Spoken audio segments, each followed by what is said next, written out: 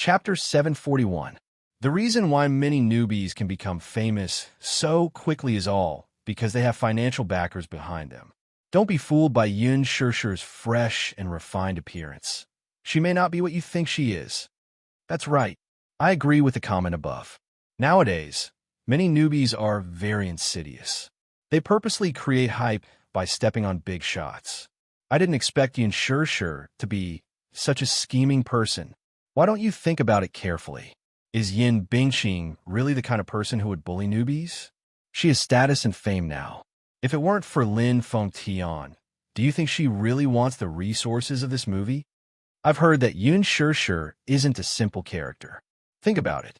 A newbie who signed with Huan Yu's headquarters right after her debut. Her manager is Gu Xing's former manager, Qin Zhou. Qin Zhou must be very unfamiliar to everyone. It was this man who helped Gu Xing's conquer half of the entertainment industry. He has the most golden resources in the entertainment industry in his hands.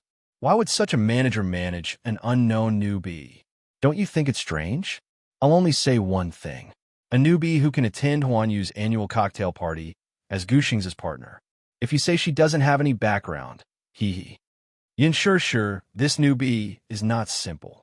In the movie The Green Apple, so many people fought so hard for the female lead role. In the end, it was a newbie with no reputation. I can only say that she has a strong background. Yin Bingqing's public relations team was top-notch. The fake reviewers in the studio were not ordinary people either. Very soon, the public opinion was reversed. Many Yin Bingqing fans went to Yun Shishir's Weibo to post negative comments. They even argued that if they wanted to accuse Yin Bingqing of bullying a newbie, they should at least show evidence. Evidence. If you don't have evidence, what are you talking about? I'm not convinced without evidence. Another shameless newbie trying to create hype? Hee. Doge. Bingqing won't take the blame for this. Goodbye. All of a sudden, all the public opinion was directed at Yun Shishir. Some were malicious, some were slanderous, and some were treacherous. Evidence? Where did the evidence come from? Yin Bingqing was certain that Huan Yu wouldn't be able to produce any evidence in such a short time. At the beginning of the filming, the investors had signed a confidentiality agreement with the crew. The term stated that no matter what the reason, the crew was not allowed to release the footage from the set to the public. This was to maintain the mystery of the movie before it was released, so that the public would have a sense of anticipation and novelty for the movie. If they violated the contract, the production crew would have to pay a sky-high amount of compensation for breach of contract. During the filming process, no staff member was allowed to film or record without permission. As for the recording of her slapping Yin Shishir, it was impossible for the production crew to release it. Yin Bingqing guessed that Huan Yu most likely wanted to teach her a lesson. The purpose was at most to scare her, but they wouldn't really kill her. After all, she was now Huan Yu's #1 lady. She didn't believe that Mu Yaja would really disregard her years of friendship with Huan Yu for Yun Shishir. Yun Shishir's Weibo was silent for a long time. The most recent post on Weibo was a selfie from the set. That was from half a month ago. What about Yun Shishir? Chapter 742. Where did she go?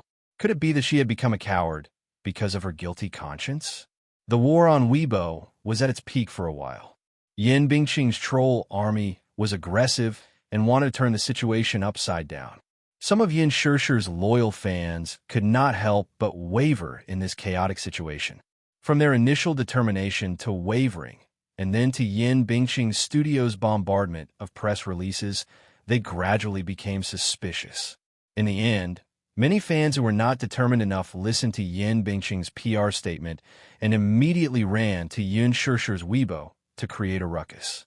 This war of words fell into a tense atmosphere for a while.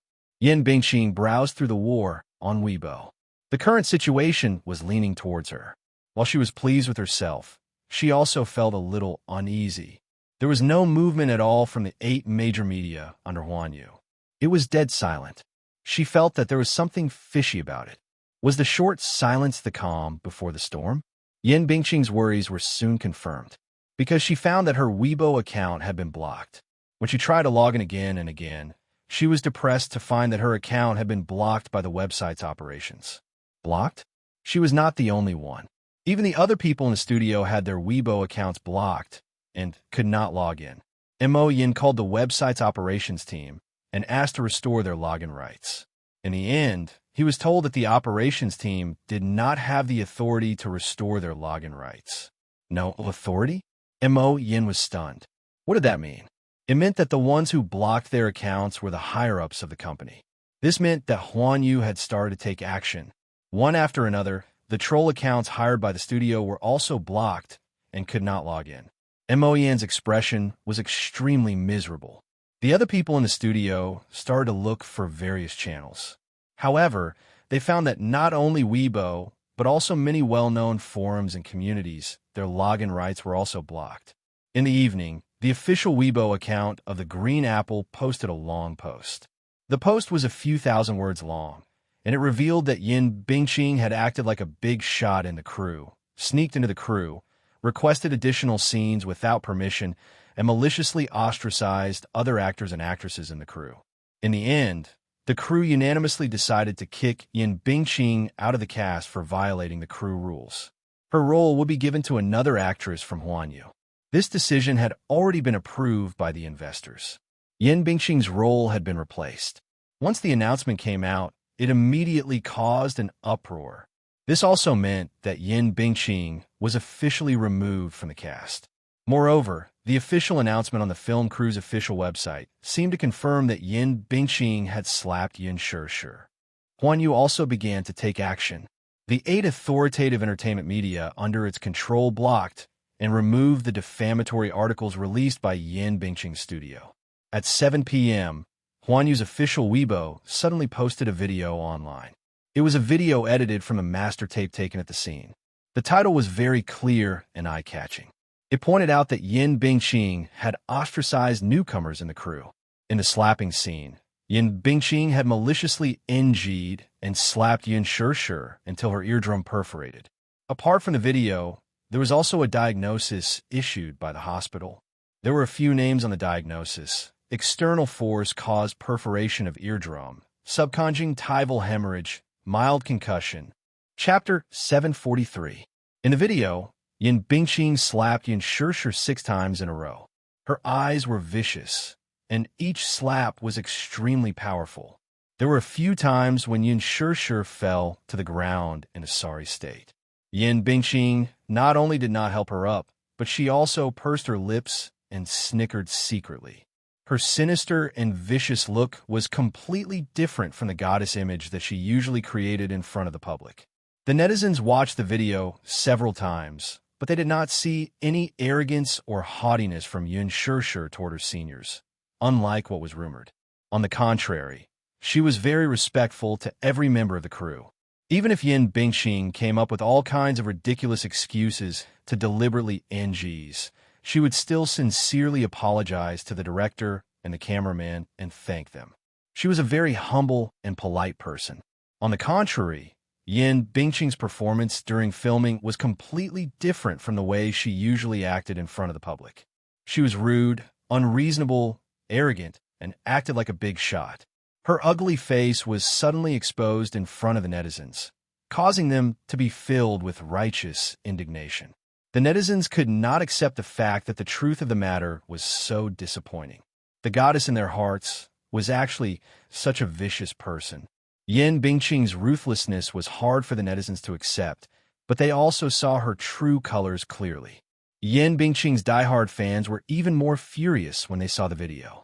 The beautiful and gentle goddess in front of the public in the past had actually used such a ruthless method to bully a newcomer. The truth of the matter shocked everyone. In their disappointment, they instantly turned against Yin Shishir and resolutely stood in her camp. On Weibo, Tieba, forums, and other websites, the Yin Bingqing slapping Yin Shishir incident was also on the top of the headlines. For a time, this incident caused a huge commotion, and everyone knew about it. The other artists in the cast of The Green Apple, led by Gu Xingze, were the first to repost Huanyu's Weibo and express their stance. I'm heartbroken that such a thing happened in the cast. There are such black sheep in the entertainment industry, which is why the entertainment industry is so foul. My heart aches for Shir. Although Shir is a newcomer, she is a senior and is very friendly to everyone in the cast. I hope that Shir can rest in peace and return to the cast soon. Heart. Guxing's Weibo had just been posted, and the number of views reached a new high. Guxing's fans immediately left comments in support of their idol. Then, Yang Mi, Li Jiuxian, and other artists also reposted Weibo to support for Yun Shir's position. Jun Mo also, a certain A-list female celebrity, is too much. He slapped him 16 times in a row until his eardrums perforated. No matter what grudge she has against Shir is my god. Shir is my best friend. Shir is my best friend. How come I didn't know about those groundless rumors about Shir acting like a big shot? Don't think that you can clear your name by slandering others. Jun Mo played a male character in The Green Apple and received the attention of many fans of the original novel. In addition to Jun Mo's fan effect, this Weibo post was quickly reposted more than 10,000 times. Chapter 744. Not only that, but Yin Bingqing was also domineering in the production team. She ordered the staff and extras around, and even looked down on many actors. One actor even proved that Yin Bingqing ostracized Yun Shir because Yun Shir's popularity on Weibo had already surpassed hers. Hence, she was jealous and even took it out on Yun Shir's assistant. When Yun Shir saw that her assistant had been scalded, she immediately argued with Yin Bingqing. She was not afraid of Yin Bingqing's threats and asked her to apologize to her assistant. Yin Bingqing and Yun Shir became enemies because of this and bore a grudge against her. Once the news of Yun Shir offending Yin Bingqing for protecting her assistant was exposed, the netizens immediately praised her character. At the same time, many netizens dug up Yin Bingqing's dark history since her debut. Yin Bingqing's 10 deadly sins quickly became a trending topic. Han Yuyin cried after being scolded by Yin Bingqing. 818's top 10 female celebrities who were often bullied before their fame. Yin Bingqing's unspeakable secrets behind her fame. Yin Bingqing's unspeakable secrets behind her fame. Meng Xiao and Yin Bingqing caught having an affair under the dining table. Rumor of Meng Xiao keeping Yin Bingqing as a mistress. On Jihu, a netizen even posted a post to dig into the matter. Yin Bingqing, the queen of bad movies. Why is this kind of star who specializes in bad movies so popular? Netizens of all kinds left comments under the post, digging up Yin Bingqing's dark history. When Mo Yin browsed through the post, his face turned green with anger. He couldn't help but sigh. Yin Bingqing's popularity in the entertainment industry was particularly poor. All along, she had relied on the strong support of a big financial backer behind her and never put other stars in her eyes. She had also offended many female artists who had worked with her before. Among them, the conflict between Han Yuyin and Yin Bingqing was especially big. Previously, when the two of them were filming a movie together, there were many rumors that they did not get along. It was said that the two of them already had a grudge against each other. The reason was that Yin Bingqing had used her resources to cut out many of Han Yuyin's scenes in order to steal the limelight. Because of this, many entertainment reporters took pictures of the two of them together. Han Yuyin stood next to Yin Bingqing with a dark expression on her face. This time, Yin Bingqing had lost her power and fell into the water. Naturally, Han Yuyin's studio would not let this matter rest. They kicked her when she was down and released an announcement to trample on Yin Bingqing. Han Yuyin even posted on Weibo, saying, "Such things are common in the entertainment industry, but this is the most overboard. It's good that it's exposed. Otherwise, if she continues to be so arrogant, who knows how many more victims there will be." Once Han Yuyin's Weibo post was released, netizens immediately dug up that before Yin Bingqing entered the entertainment industry, she was a famous bar hostess who was supported by several financial backers. This dark history was soon confirmed. A netizen claimed to be a rich second-generation heir. Before Yin Bingqing debuted, she was a bar hostess in his city's Xiniandi bar. It was said that she could sleep with a famous black fungus for 500 yuan a night. Yin Bingqing's unbearable past was soon exposed on the internet. Mo Yin could no longer sit still. He immediately called various channels to request permission to open their accounts. This time, however, Huan Yu's ban was unprecedented. No matter how much Mo Yin begged, no one was willing to help him. Chapter 745 F***CK. At this time, Yin Bingqing still dared to drag him down. Whoever stood on Yin Bingqing's team was clearly going against Huan Yu. Who would dare? Even if he ate a bear's heart and leopard's gall, he wouldn't dare to make an enemy out of Huan Yu. If Huan Yu wanted to ban someone, no one would dare to stop them. Otherwise, whoever wanted to help them would be banned as well. Only a lunatic would stand on Yin Bingqing's side. Yin Bingqing immediately went to Yang Shouqing. Regarding this matter, Yang Shouqing was really helpless. In the mainland's market, his words never carried much weight. Even if he had some status in the mainland, he did not have the final say. His backbone was in the Hong Kong market.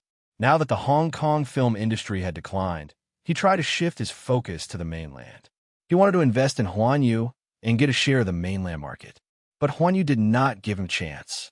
Moreover, he knew in his heart that if Mu Yaja wanted to ban someone, he did not even have the chance to plead for them. In Mu Yaja's eyes, Yang Shouqing's face was not worth a few cents. Yin Bingqing cried in front of him. Her helpless look made his heart ache, but the most Yang Shouqing could do was to promise her that he could arrange for her to develop in Hong Kong. When he said this, Yin Bingqing was completely hopeless. She had hugged the wrong Buddha's feet. While she was feeling hopeless, she was more afraid. She was afraid of Mu Yaja. How powerful was this man?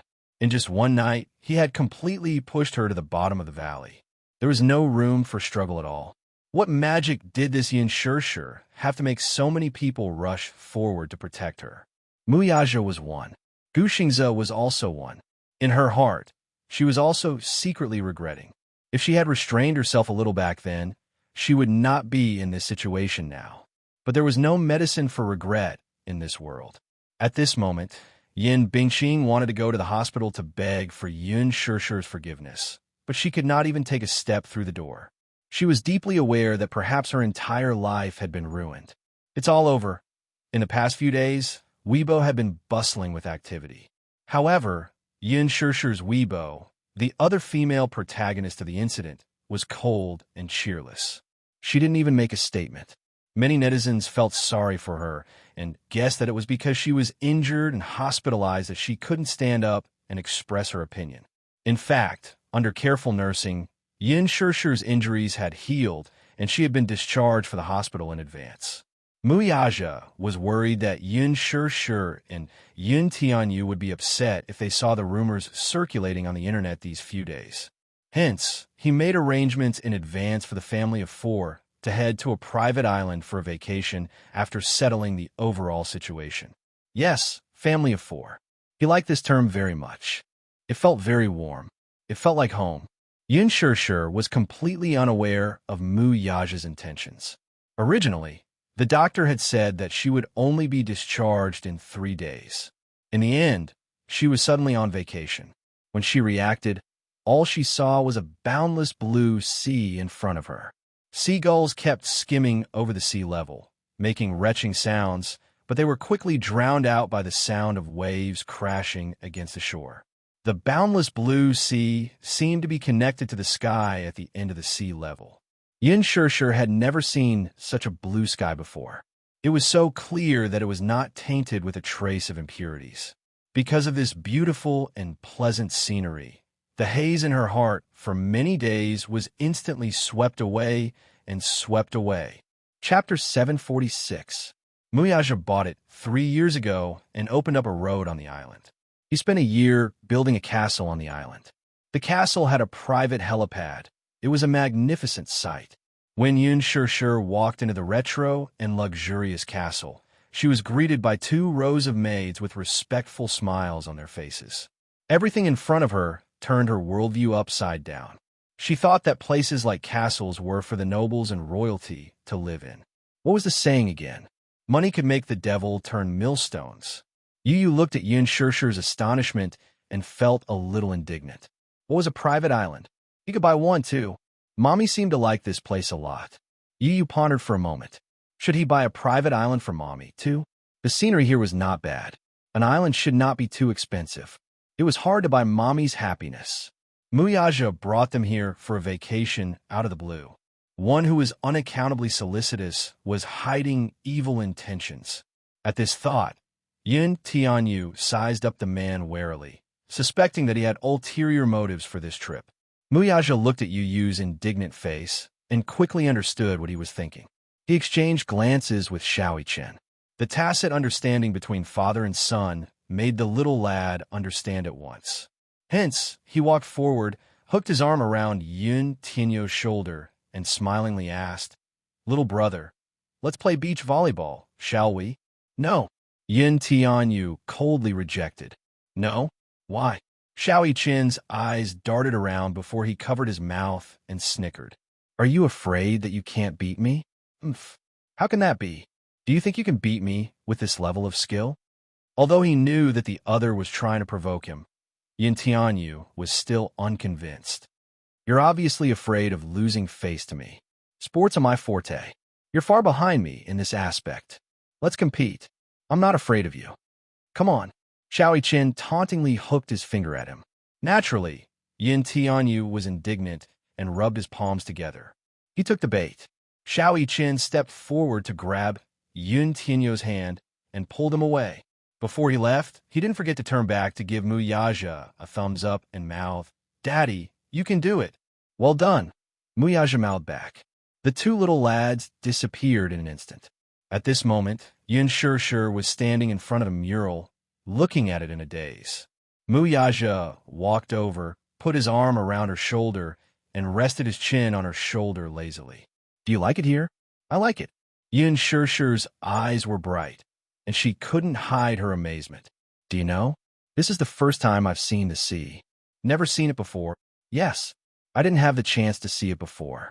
Yin Shishir pursed her lips and looked at him sideways. "This castle is so beautiful. Can I take a look around?" "Of course." Muyaja gently held her hand and led her to the second floor. There were a total of 3 rooms on the second floor. Among them, the 200-square-meter bedroom came with a separate bathroom, cloakroom, and living room. The retro Rococo style was used to decorate the room. It was dreamy. Lying on the soft princess bed, she could not help but have the illusion that she was in a castle in a fairy tale. Unbelievable. Every girl had a princess dream in her heart. Not every princess dream could come true, though. Chapter 747. It's so beautiful, just like the ancient castles in fairy tales.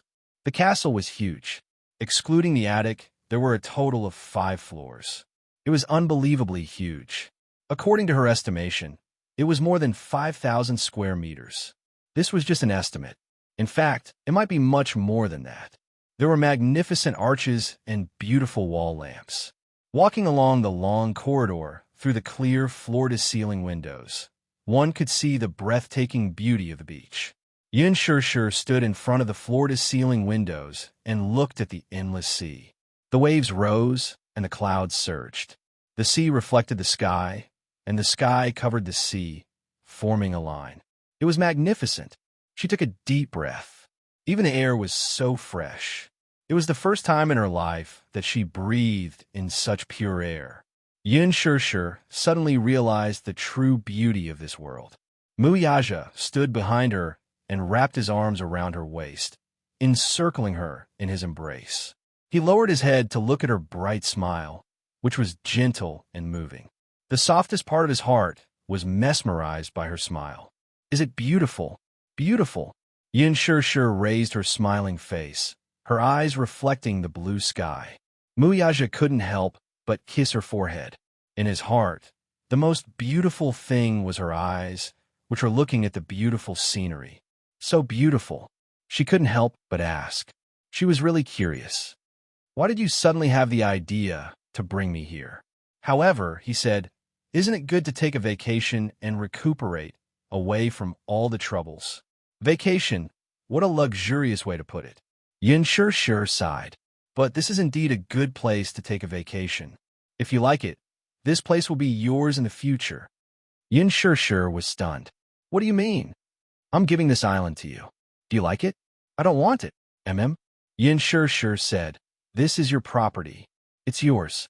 I don't want it. Isn't what's mine also yours? Muyaja said matter-of-factly, not allowing her to refuse.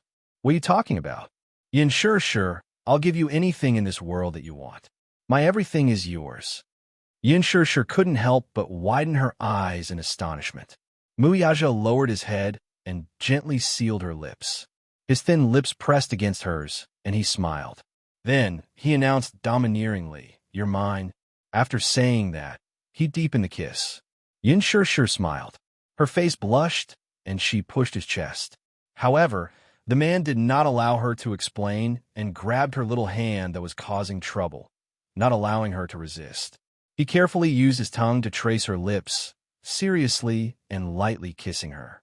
Even for a moment, he didn't want to separate. They held each other's hands and helped each other in times of need. Only now did he understand how wonderful it was to kiss someone. The tips of their noses were touching, their skin was touching, and their lips were touching. It was as if they wanted to ignite the lust that he had deliberately hidden in the bottom of his heart. Yin sure let him kiss her. After so many times of training, she knew how to respond to his kiss. The tip of her small tongue licked his lips gently and quickly retracted. Like a naughty kitten, she licked him as if she was expressing her goodwill. Muyaja enjoyed her careful response. Hence, when she licked his lips again, he quickly sucked on it and took the opportunity to pry open her lips. He penetrated deeply and gently swept through every inch of her lips and teeth.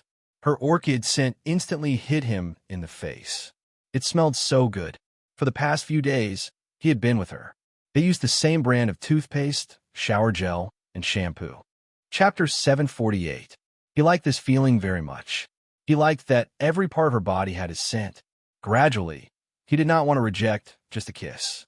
In the past few days in the hospital, he did not touch her in consideration of her injury. Even when he kissed her, it was just a light touch. He had not been intimate with her for a few days, so he missed her body. As Muyaja kissed her, he tentatively held her hand and led it to a certain part of his body that was glaring covetously at her. It was as if he was sending a secret signal.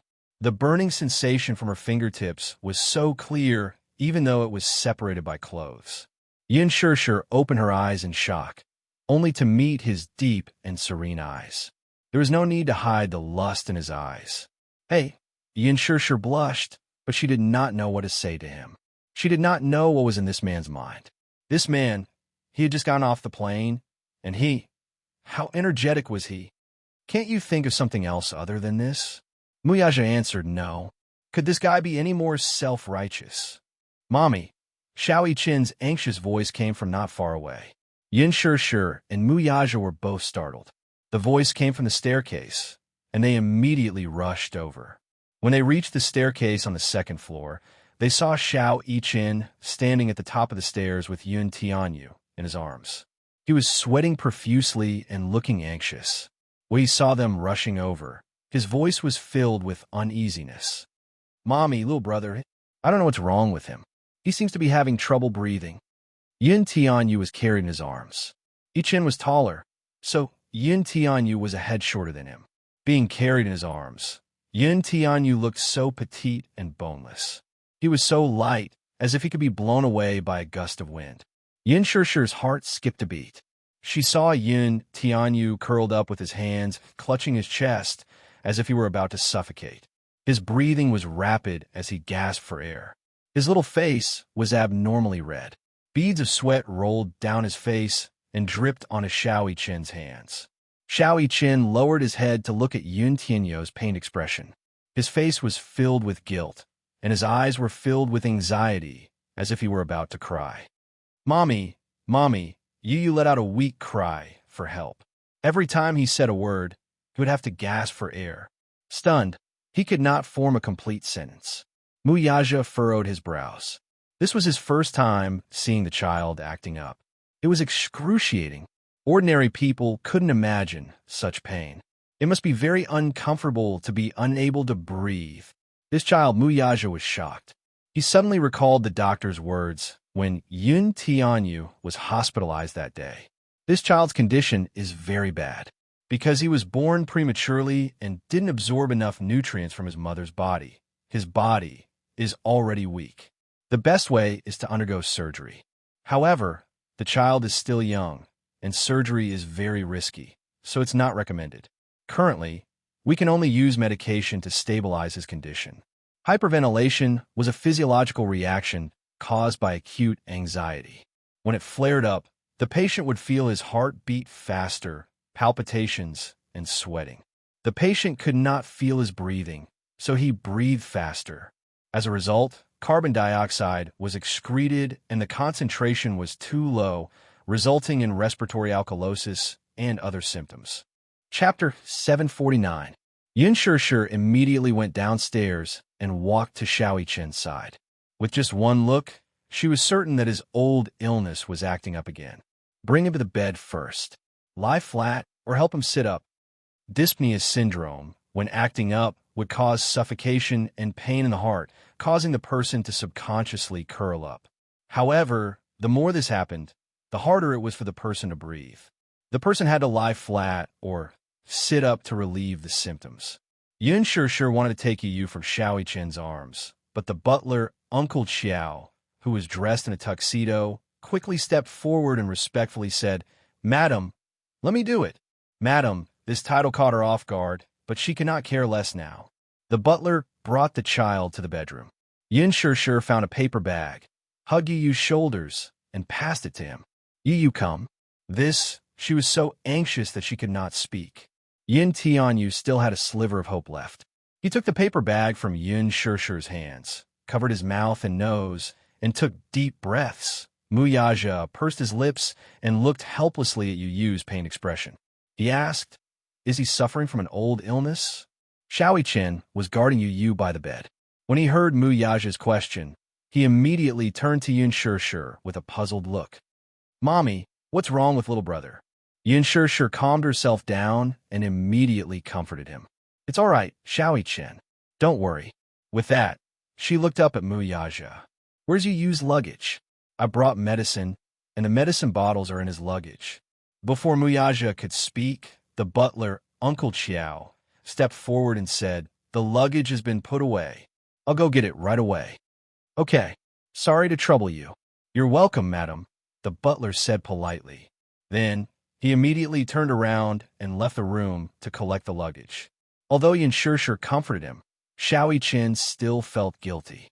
He didn't know that his younger brother had such a serious illness. I wonder what kind of chronic illness it is. At first, they were playing volleyball. At first, Yu was a little unhappy about playing with him. However, Xiao Chen was afraid that he would disturb his daddy and mommy's private time, so he immediately provoked him. Yu was naturally unconvinced and played a few rounds with him. In terms of sports, Xiao Chen was much more talented than Yu. Yu was naturally no match for Yu. However, Xiao Chen went easy on him. He tried his best to maintain a tie between the two of them. Gradually, Yu realized that Xiao Chen was obviously going easy on him. He was unconvinced and his competitive spirit was aroused. Usually, he didn't have many friends and rarely played with other children. He didn't have any friends his age. It was his first time playing a game, but Yu was smart and quickly familiarized himself with the rules. The sun was a little hot, especially since it was near the beach. The sun was unobstructed. The sun shone directly on the skin. Although Xiao Chen had applied sunscreen on Yu, after a few rounds, he felt his heartbeat accelerate and his stamina gradually weaken.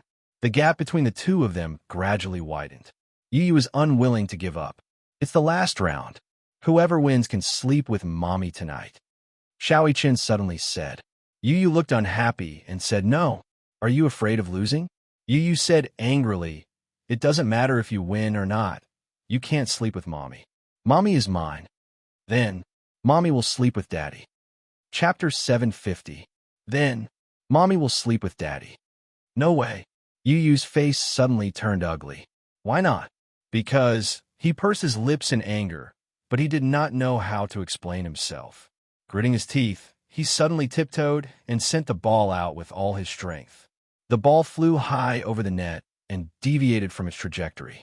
Xiao Chen returned with the ball, only to see Yu in a strange position on the beach.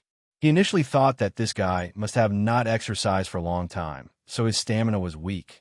However, When he saw Yu Yu's pained expression, Xiao Yiqin panicked. He saw him clutching his chest with both hands. His handsome features were contorted in pain, and he looked as if he could not breathe. He was in extreme pain. His body was curled up like a small shrimp with his back arched. Xiao Yiqin hurriedly carried him and nervously entered the castle. Yu Yu's eyes were tightly shut as he held a paper bag over his mouth and nose.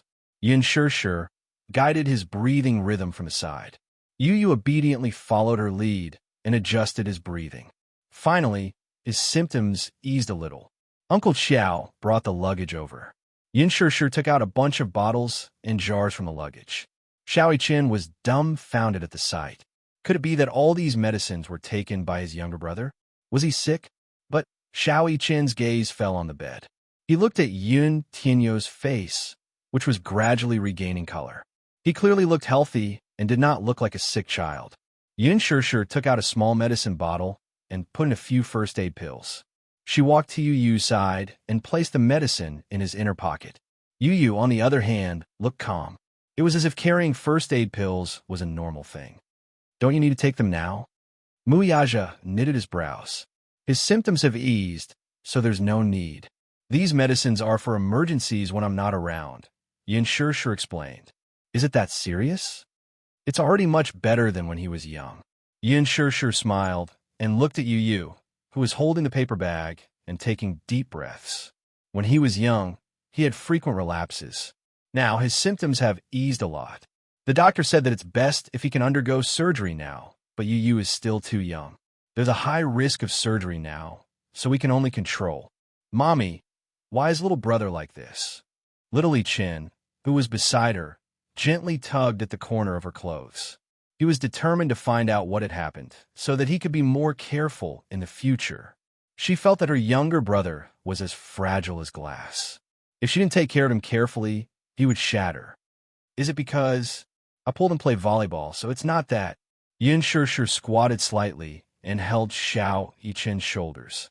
It has nothing to do with playing volleyball, and it's not Xiao Yiqin's fault. So, baby, don't blame yourself. If I didn't play volleyball with him, perhaps things wouldn't have turned out this way. Xiao Yiqin looked at Yu Yu with a worried face. Yin Shishir explained in the simplest terms. His illness is related to his weak heart. If he exercises vigorously, it will easily cause his heart to palpitate. If he's agitated, it will lead to respiratory problems. Agitated? Chapter 751. Could it be that he was too excited when he was playing? Understand. I'll be more careful next time and prevent something like this from happening again. As Xiao Yiqin spoke, the corners of his mouth turned up slightly. He promised Yin Shishir, Mommy, don't worry. I'll take good care of little brother in the future. Yu Yu leaned against the bed and held the paper bag in his hands. He tried to calm his breathing, but his gaze slowly fell on Xiao Yiqin's determined face. I'll take good care of little brother in the future. Although his voice was young and tender, his words were powerful and reliable. They struck a chord in Yiqin's heart. Yu Yu's brows relaxed slightly, and his eyes curved slightly.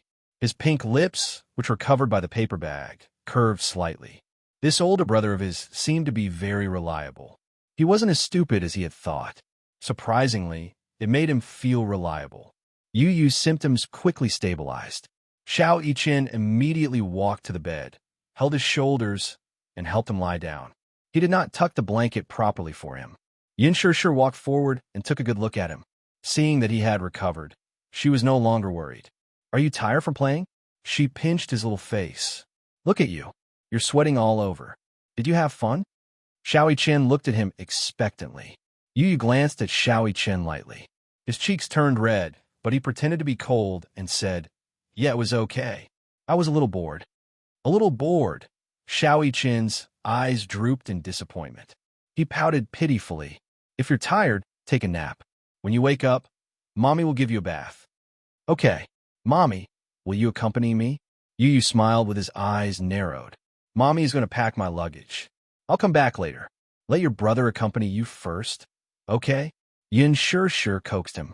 The smile in Yu Yu's eyes instantly dimmed.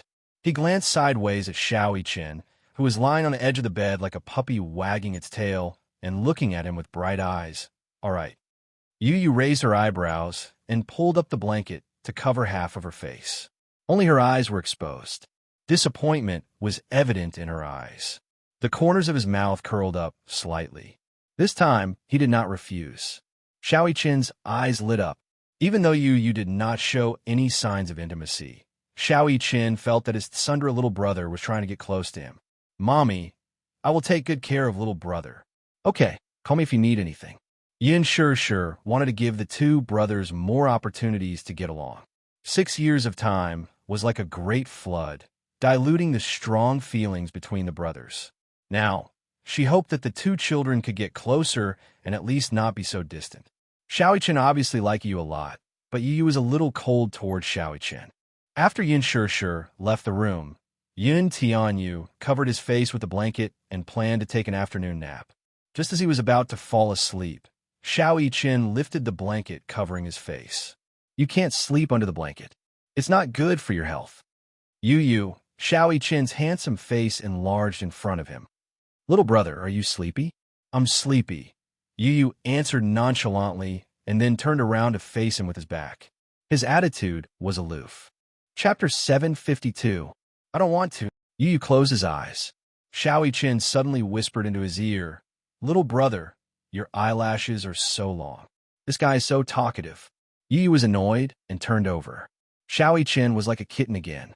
He quietly lay in front of him and carefully observed Yu's face with his eyes closed. His eyelashes were long, thick, and curly like the beautiful feathers of a black phoenix. His eyes were the same as his own. They were the classic peach blossom eyes with deep eyeliner and upturned corners. The corners of his eyes were charming pink. His nose bridge was high, and his lips were thin like cherry blossoms. What was different from his was that this guy's skin was really tender. It was snow white and translucent, tender and supple, as white as porcelain. Xiaoqin couldn't help but reach out to pinch his face. Yu suddenly felt a perverted hand pinching his face and suddenly opened his eyes. He met Xiaoqin's surprised eyes. "Wow, your skin is so soft like water. It's so soft and smooth." Yu gritted his teeth. "Mui-chin, here." Xiaoqin instinctively stood up in a straight military posture. His majestic voice reverberated throughout the room.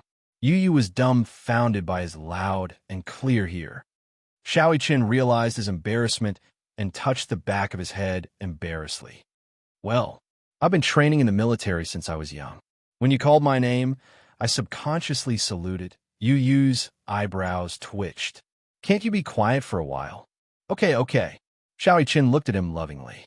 Yu felt uncomfortable under his gaze and immediately drew a line. "I'm warning you. Keep a distance of 5 meters from me." Xiaoqin yawned and nodded. He really took 3 steps back and maintained a distance of 5 meters. "Don't come any closer to me." Yu warned him again. Xiaoqin supported his head and nodded. Yu crawled under the blanket. Before he closed his eyes, he didn't forget to turn around and look at him. Xiaoqin knew his place. He sat cross-legged on the floor and supported his chin with one hand. His eyelids were drooping. He was obviously tired. "I'm so tired." He didn't take a nap in the afternoon, so he was feeling a little. "Little brother, I'm sleepy." "Little brother, are you asleep?" A muffled voice came from under the blanket. "Why are you talking when you're asleep?" "Shut up." Yu snorted. Xiaoqin pursed his lips and hesitated for a while. Then he pouted and said, "I'm sleepy too. Can I sleep next to you?" There was no reply for a while. He stood up and saw that Yu was already asleep. He tiptoed to the side of the bed and peeked at him again. He saw that Yu's eyes were tightly shut and he was covered with a thin blanket. It seemed that he was really asleep. Xiaoqin bit his lip and hung one leg on the bed. When he saw that there was no reaction from the blanket, he carefully laid down on the bed. Xiaoqin's head gently rested on the pillow. He closed his eyes and quickly fell asleep. Yu suddenly opened his eyes slowly. He looked at Xiaoqin's sleeping face and sighed softly. This annoying guy is finally quiet. But isn't he going to cover himself with a blanket? Although the sun was hot outside, the room was air-conditioned.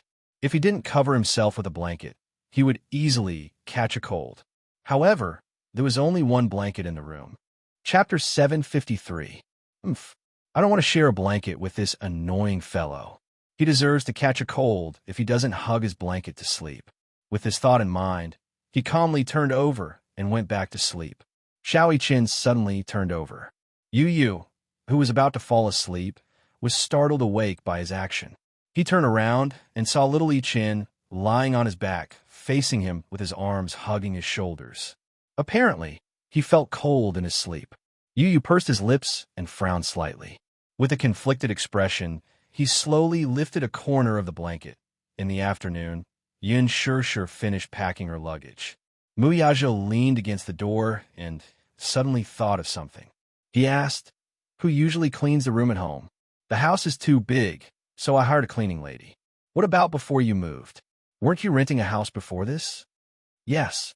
According to the duty schedule, Yu and I took turns to clean." At this point, Yin Shishir suddenly felt a little guilty.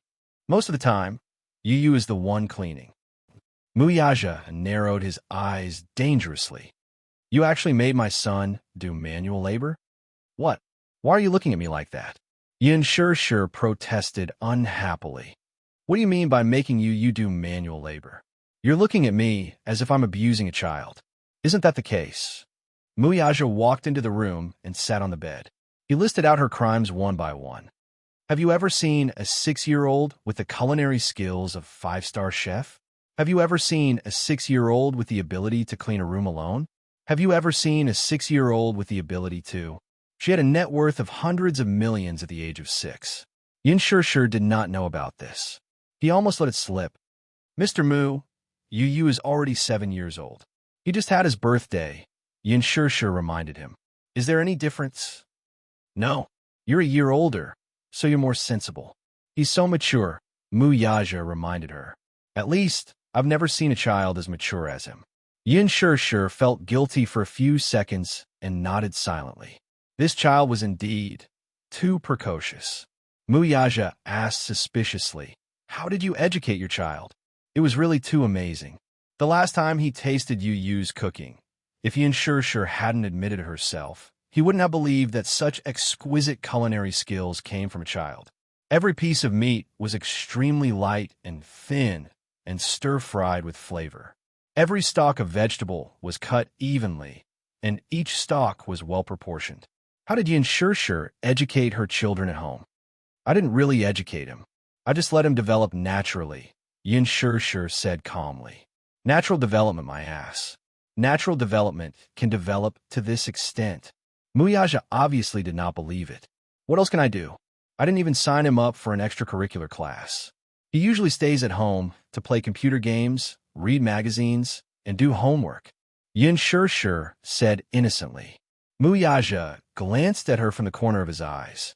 Yes, on the surface, he seemed to be playing computer games, but in fact, he was hacking someone's security system. On the surface, he seemed to be reading magazines, but in fact, he was studying the financial situation of other companies. On the surface, he was doing exercises, but those exercises were all advanced mathematics exercises. Besides, my son was born to be a little warm-hearted. He knows how to understand me, so I don't need to teach him. He's self-taught. Isn't that a good thing? Yin Shishir spread out her hands and looked very proud. Chapter 754. Muyaja furrowed his eyebrows. "If you were overseas, you would definitely be reported for child abuse." "What?" Yin Shishir retorted. "When did I abuse you? Do you think I'm like you? What about me? Xiao Qin was still so young, and you threw him into the military for training. How can there be such a cruel father like you? When I was 3 years old, I was thrown into the military to observe the training," Muyaja said slowly. Yin Shishir was completely stunned. "What? 3 years old? A 3-year-old child can't even speak coherently." "That's you. When I was 3 years old, I could already memorize 100 ancient poems." "What's so great about that?" Yin Shishir felt that her intelligence was being looked down upon. She immediately protested, "Don't make personal attacks. Stupid woman, I suspect that you're dragging the whole family down." Muyaja suddenly looked at her face and said seriously. Yin Shishir was stunned. "What do you mean? You pulled down the average IQ of the whole family." Yin Shishir was silent. "I admit that I'm not as smart as you, but I still graduated with honors from my undergraduate degree, okay? We're talking about IQ, not studying. Yin Shishir raised her hands in surrender. Okay. I'm really sorry that I'm dragging you down, but I'm holding up the average appearance of the whole family, okay? As she said that, she blinked her eyes, and her pair of peach blossom eyes were filled with a smug smile. Muyaja stood up and walked in front of her. He reached out to hold her hand and pulled her into his embrace. He lowered his head and reached out to brush her hair aside. He saw that she was wearing the stars in the sky pendant that he had given her that day. She was also wearing the meteor pendant around her neck. He smiled satisfactorily and kissed her face gently. Yin Shishir was stunned for a moment. Then, she looked up and kissed him back gently. He was so tall that she had to stand on her tiptoes. A light peck landed on his lips. Young master, young madam, we caught a lot of seafood on the boat this afternoon. Do you have any plans tonight? Yin Shishir raised her eyebrows. It's rare for us to come to the beach. Let's have a picnic tonight. How about it? When Yin Shishir walked into the room, the two children were still asleep. But when she walked to the bed, she saw Xiao Yiqin and Yu sleeping face to face. Xiao Yiqin's arm was very close. Zhao's arm was gently on Yu's shoulder, while Zhao Yu's little face was buried as face. Yu being his sleeping position. The two little guys should share a blanket. After a few calls, the boy slowly woke up. Mommy, wake up. It's getting dark. Let's get ready for dinner. Yu rubbed his sleepy eyes. Xiao Yiqin woke up next to him. He opened his eyes and saw Yin Shishir. He smiled. Mommy, Xiao Yiqin, hurry up and get ready with your brother. Come down for dinner. Xiao Yiqin smiled and nodded. Okay, Mommy is waiting for you downstairs. Yin Shishir left the room as she spoke. Yu immediately got out of bed and went to the bathroom to take a shower. Xiao Yiqin sat up on the bed and looked at the blanket on his body. When he regained consciousness, he couldn't help but feel suspicious. He remembered that he didn't have a blanket on him when he went to bed. Could it be? Chapter 755. Yin Tianyu expressionlessly answered, No. Isn't that so? You want me to cover you with a blanket? Do you think that's possible? Yin Tianyu retorted with a look of disdain. Xiao Yiqin's eyes betrayed his disappointment and surprise. Then, the blanket on me. You snatched it from me, Yin Tianyu coldly replied as he dried his hair with a towel. Xiao Yiqin quickly explained, I don't have the habit of snatching blankets when I sleep. Yin Tianyu gave him a side glance with disdain and snorted. You talk in your sleep. It's so noisy. Other than talking in my sleep, I don't have any other bad habits. Xiao Yiqin defended himself, feeling wronged. He usually did not talk in his sleep. Kicking the blanket doesn't count? Yu frowned as he retorted. Up. Xiao Yiqin's eyes widened in surprise. I even kicked the blanket? You even drooled when you were sleeping. Yin Tianyu's eyes suddenly became more disdainful. I even took a picture. Do you want to see it? Xiao Yiqin pouted and pointed at him in grievance. You actually took a picture of me secretly. Yin Tianyu's lips curled into a sinister smile. Why? Yes, I did. What can you do about it? Xiao Yiqin looked at his smile and, for a moment, had an illusion. Yin Tianyu's sinister smile overlapped with Mu Yaja's smile. They were really alike. Yu's smile was exactly the same as his daddy's. What a godlike genetic inheritance. What's wrong? Yin Tianyu asked curiously as he touched his face when he saw him staring at him in a daze. Nothing. Xiao Yiqin suddenly shook his head in silence. Yu was not used to the fact that Xiao Yiqin had stopped pestering him. He thought that he had gone too far and was about to comfort him when Xiao Yiqin suddenly pounced on him. He stretched out his claws and tore the towel off his body. Xiao Yiqin's sudden attack caught the boy off guard. By the time he reacted, the towel he was using to cover his private parts had already been ripped off by Xiao Yiqin. Ha. If you dare to secretly take pictures of me, I will secretly take pictures of you too. Little Yiqin held his towel with one hand as he proudly declared, Idiot! Give me back the towel. Yin Tianyu flew into a rage out of humiliation and quickly reached out to block Xiao Yiqin, only to be mercilessly mocked by him. Wow, little brother, your little Yu is really small. It's a mini and cute type. Yin Tianyu's face instantly turned red. It's really small. Shame on you. Yu retorted indignantly. Is yours really big? Bigger than yours. Bigger than yours. Xiao Qian made a funny face and quickly took out his phone from his trouser pocket. Come, let's take a picture. Get lost. Yin Tianyu casually picked up something next to him and threw it at him. Xiao Qian nimbly dodged it. He was as agile as a leopard, and his footsteps were as vigorous as the wind. You kacha! Kacha! In the blink of an eye, Xiao Qian had already taken 3 pictures. Yin Tianyu gritted his teeth. His impression of this guy had changed, and he thought that he was a reliable brother. Who would have thought that pervert? He actually took nude pictures of him. You be good. Don't be shy. We are brothers. We should be honest with each other. Yu angrily said, Stop taking pictures. Chapter 756. Mui-chin, don't you dare take another photo.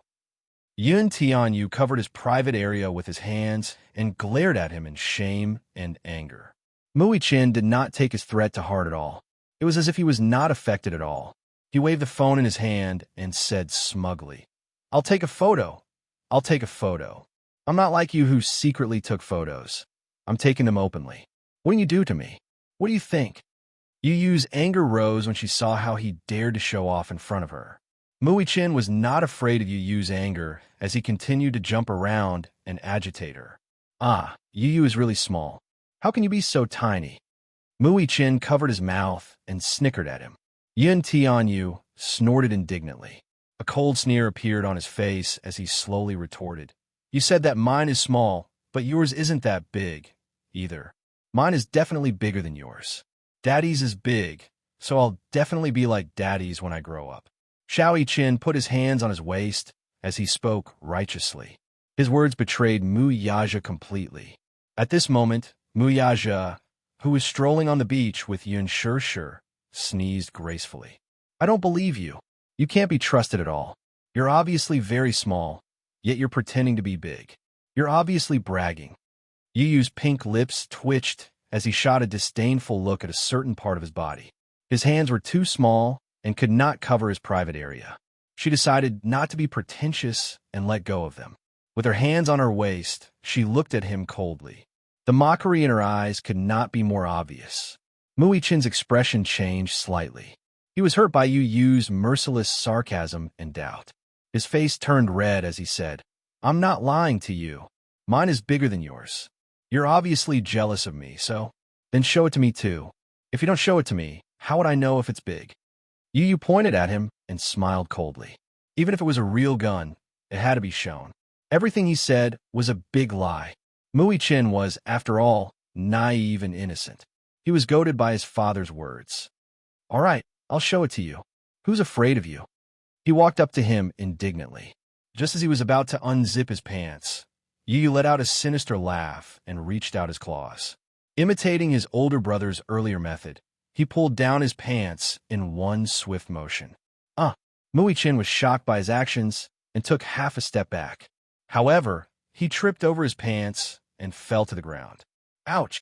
Tears welled up in his eyes as he fell to the ground. Soon, his private area was exposed to the air. Yin Tianyu glanced at it with disdain in his eyes. He wondered how big his private area was. It was not much bigger than his, so what was there to be proud of? This time, it was Mui-chin's turn to be bashful. With a blushing face, he tightly covered his private part and bit his lower lip hard. His watery eyes were full of innocence and accusation. How dare you take off my pants? We are brothers. We should be honest with each other. Yin Tianyu snorted and repeated what he had just said as a form of rebuttal. Mui-chin wanted to get up from the ground at once, but Yin Tianyu quickly went forward and sat on him. Chapter 757. Yun Tianyu snatched the phone from his hand and took a series of close-up shots of his mini Xiao Qian. Xiao Qian blushed. Don't take photos. Don't take photos. You're shy now, huh? You were so excited to take photos just now.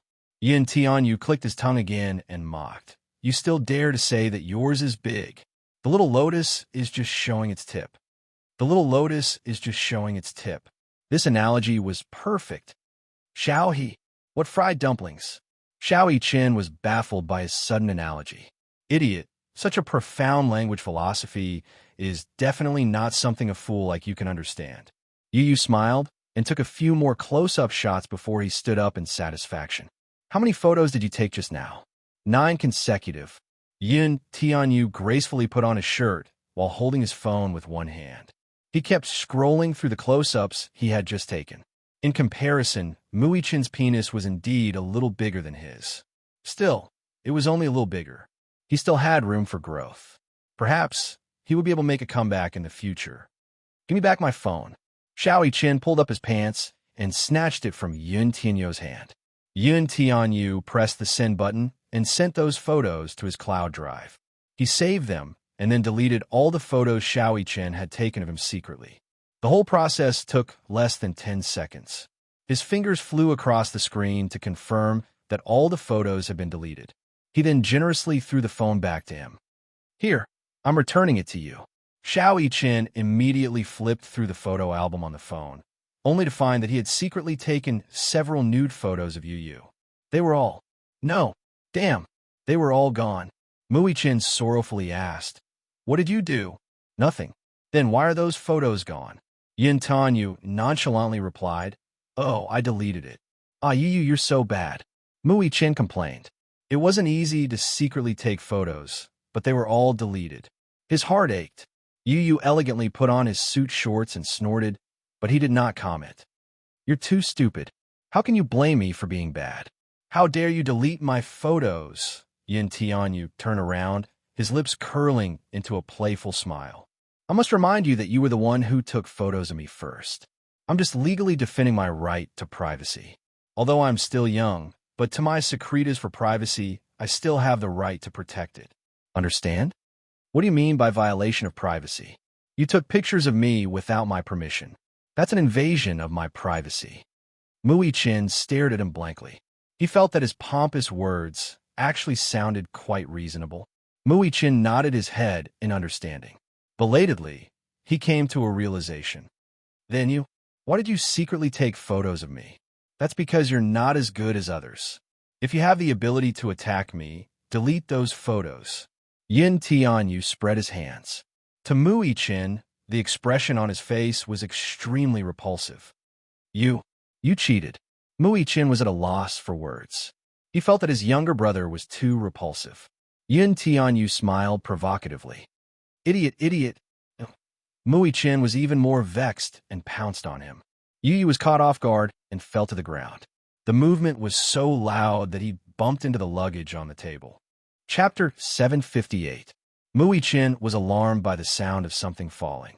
He immediately looked up and saw that it was the present he had given to Yu.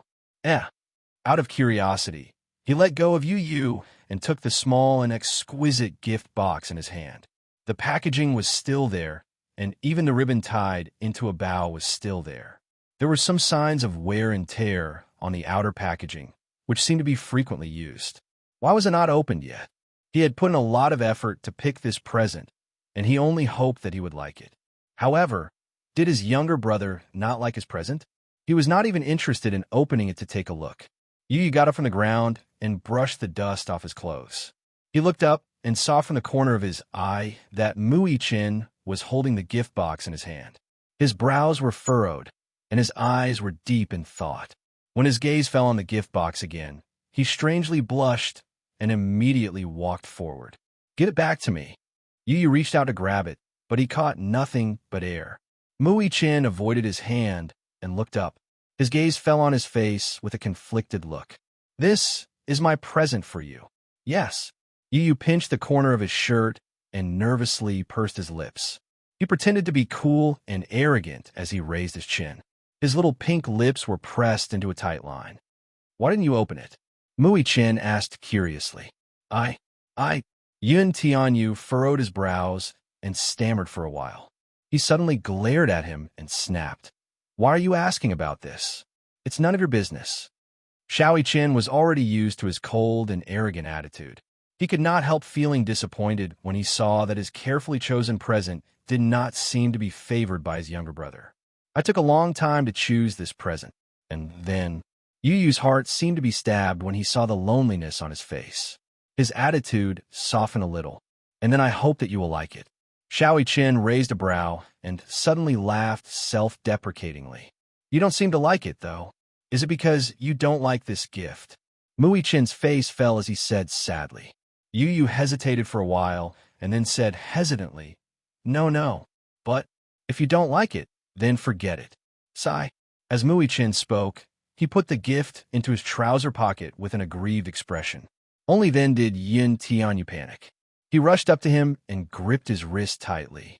With a look of displeasure, he asked, What are you doing? Mui Chen saw that he suddenly became nervous. For a moment, his face was blank. Didn't you not like this gift? Even if I don't like it, you can't take it away. He frowned and said righteously, You gave it to me, didn't you? Yes, Mui Chen said. At least, let me see what it is so that I can decide whether I like it or not, he said bashfully. I haven't opened it yet. This was because, for some reason, he could not bear to open it. Mui Chen felt that his younger brother was very contradictory. One moment he did not like it, and the next moment he wanted to see it before deciding whether he liked it or not. Did he like it or not, then? Anyway, I don't care. You gave it to me, so it's mine. How can you take it back? Yin Tianyu snatched it from his hand. Chapter 759. Could it be that he couldn't bear to open the gift? Even though he didn't like it on the surface, he actually liked it a lot, right? Was it because he felt awkward and was shy to say it? That must be it. Hence, Mui Chen snatched the gift back from his hands and pretended to be upset. You obviously don't like it, so don't force yourself. Yu Yu was stunned. His lips twitched, but he couldn't form a coherent sentence. He obviously liked it a lot. Other than his mother, he had never received anyone else's gift. The packaging was so exquisite, serious, and meticulous. He always carried it with him. There were a few times when he wanted to open it, but he couldn't bear to. He didn't know why he couldn't bear to open it. He just couldn't bear to destroy such a beautiful packaging. It was obvious that the gift was handmade. Every detail, down to the trimming, was meticulous. Mui Chen looked at him expectantly. There was a conflicted and complicated expression on his face. Say it. If you like it, just say it. Why did he always hide the truth in his heart and not say it out loud? He obviously liked his gift. He could see it in his eyes. Why didn't he say it? Who did he inherit such an awkward personality from? Under Mui Chen's expectant gaze, Yu took a deep breath. He opened his mouth, but only a few words came out. Then forget it. Then, he glanced coldly at Mui Chen. I've never seen someone like you. You've already given the gift to someone else, but you still want to snatch it back. Humph. Yu turned around and put on his pants, ignoring him. Mui Chen's lips twitched. This brother of his was extraordinarily awkward. Suddenly, Mui Chen sighed and walked to his side. He handed the gift to him. Here, open it and take a look. I'm not opening it. Open it. I'm not opening it. Why do you care? If you're not opening it, I'll open it for you. Mui Chen said, and was about to open the gift. Yu Yu saw this and immediately stopped him. Wait, what happened? Forget it. Yu Yu pursed her lips. I'll open it. When Mui Chen heard this, he couldn't help but laugh out loud. This guy is really fun to play with. Yu Yu saw him covering his mouth and laughing. She blushed and said angrily, Hey, what are you laughing at? I'm laughing at your cuteness. He's seriously ill. Yu Yu snorted coldly.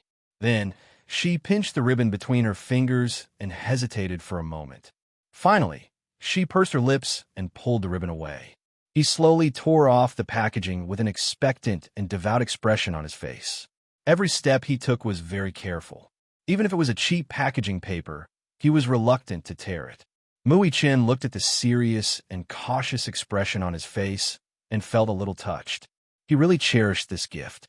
It could be seen from his careful movements. His heart felt warm, as if a warm current was flowing into it. At this moment, Yu had already opened the packaging. A violet crystal bracelet lay quietly in the box. He opened his eyes slightly in surprise. The mysterious and beautiful violet crystal shone with an incomparably moving luster. Coupled with the unique design, it was very beautiful. A bracelet. Yu Yu suddenly frowned. She felt that this bracelet was very familiar. She seemed to realize what it was and suddenly lowered her head. Her gaze fell on Mui Chen's wrist. A crystal anklet was tied around his small wrist, and it was of the same design as the one on the table.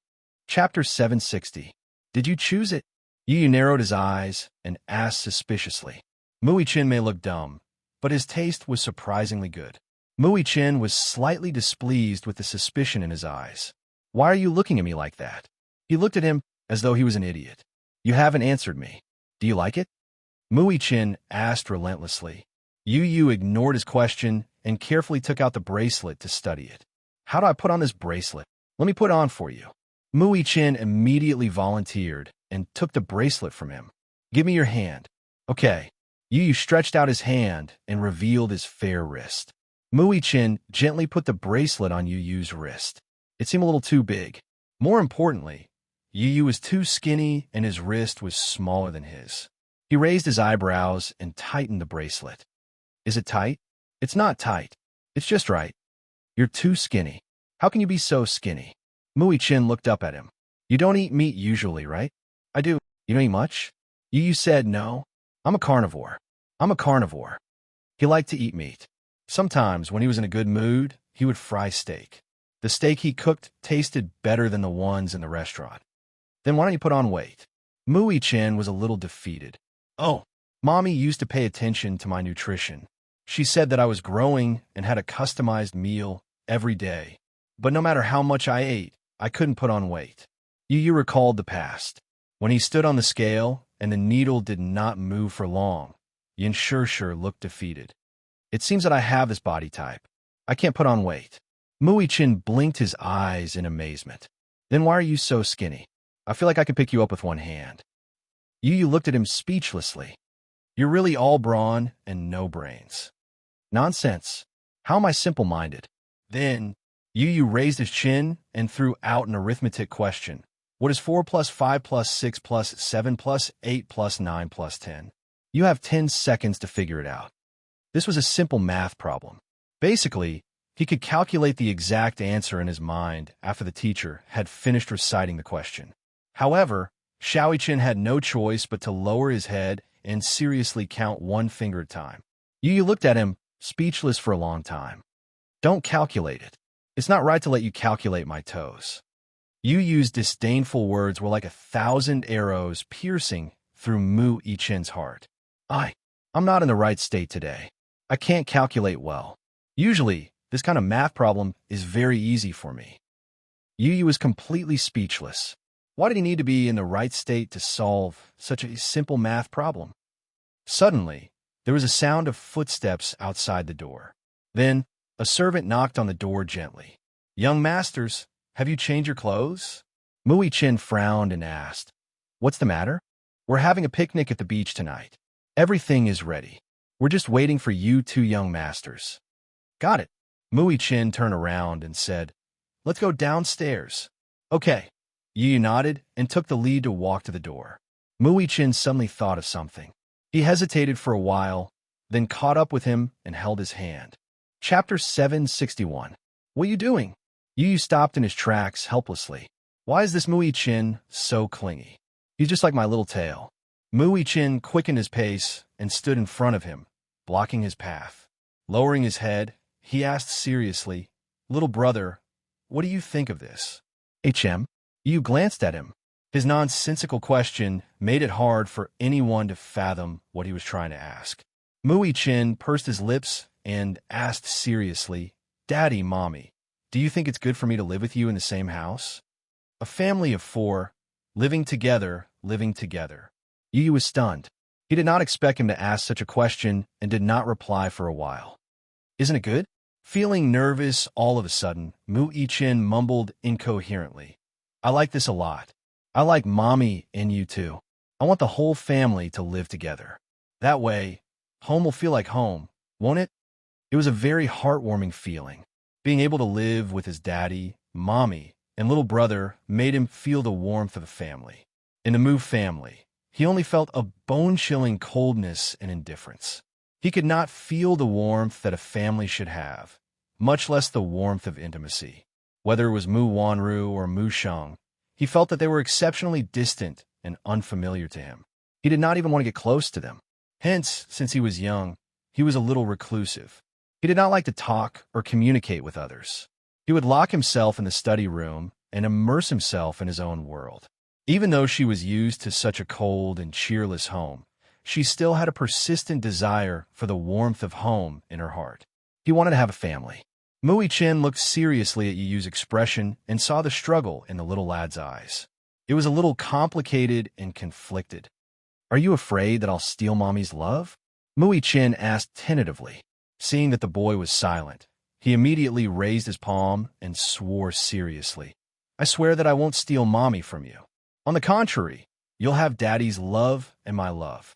The three of us will dote on you." Hearing this, Yin Tianyu stared at him in shock. Mui Chin swore again. "It's true. That's because you're my little brother, and I'm your elder brother. I'll protect you and not let any harm come to you. If anyone dares to bully you, I'll definitely bully them back." Yin Tianyu was stunned for a while before he pursed his lips and laughed. Mui Chin looked a little embarrassed. "What are you laughing about? You sound as if you're confessing." Yu could not help twitching his eyebrows. In the past, when a male colleague in Mommy's company was wooing Mommy, he had also said the same thing. "Can't you be more serious?" "At least, I'm serious." Mui Chin knitted his brows, but could not bear to rebuke him. Yin Tianyu raised a brow and said, "All right, I'll consider it." With that, he held the railing and walked down the stairs. Mui Chin chased after him. "Only consider it. I'll seriously consider it." "Why do you still need to consider it?" "Because." He lowered his gaze and bit his pink lips. "I'm not used to having a daddy and an elder brother appearing out of nowhere." "What?"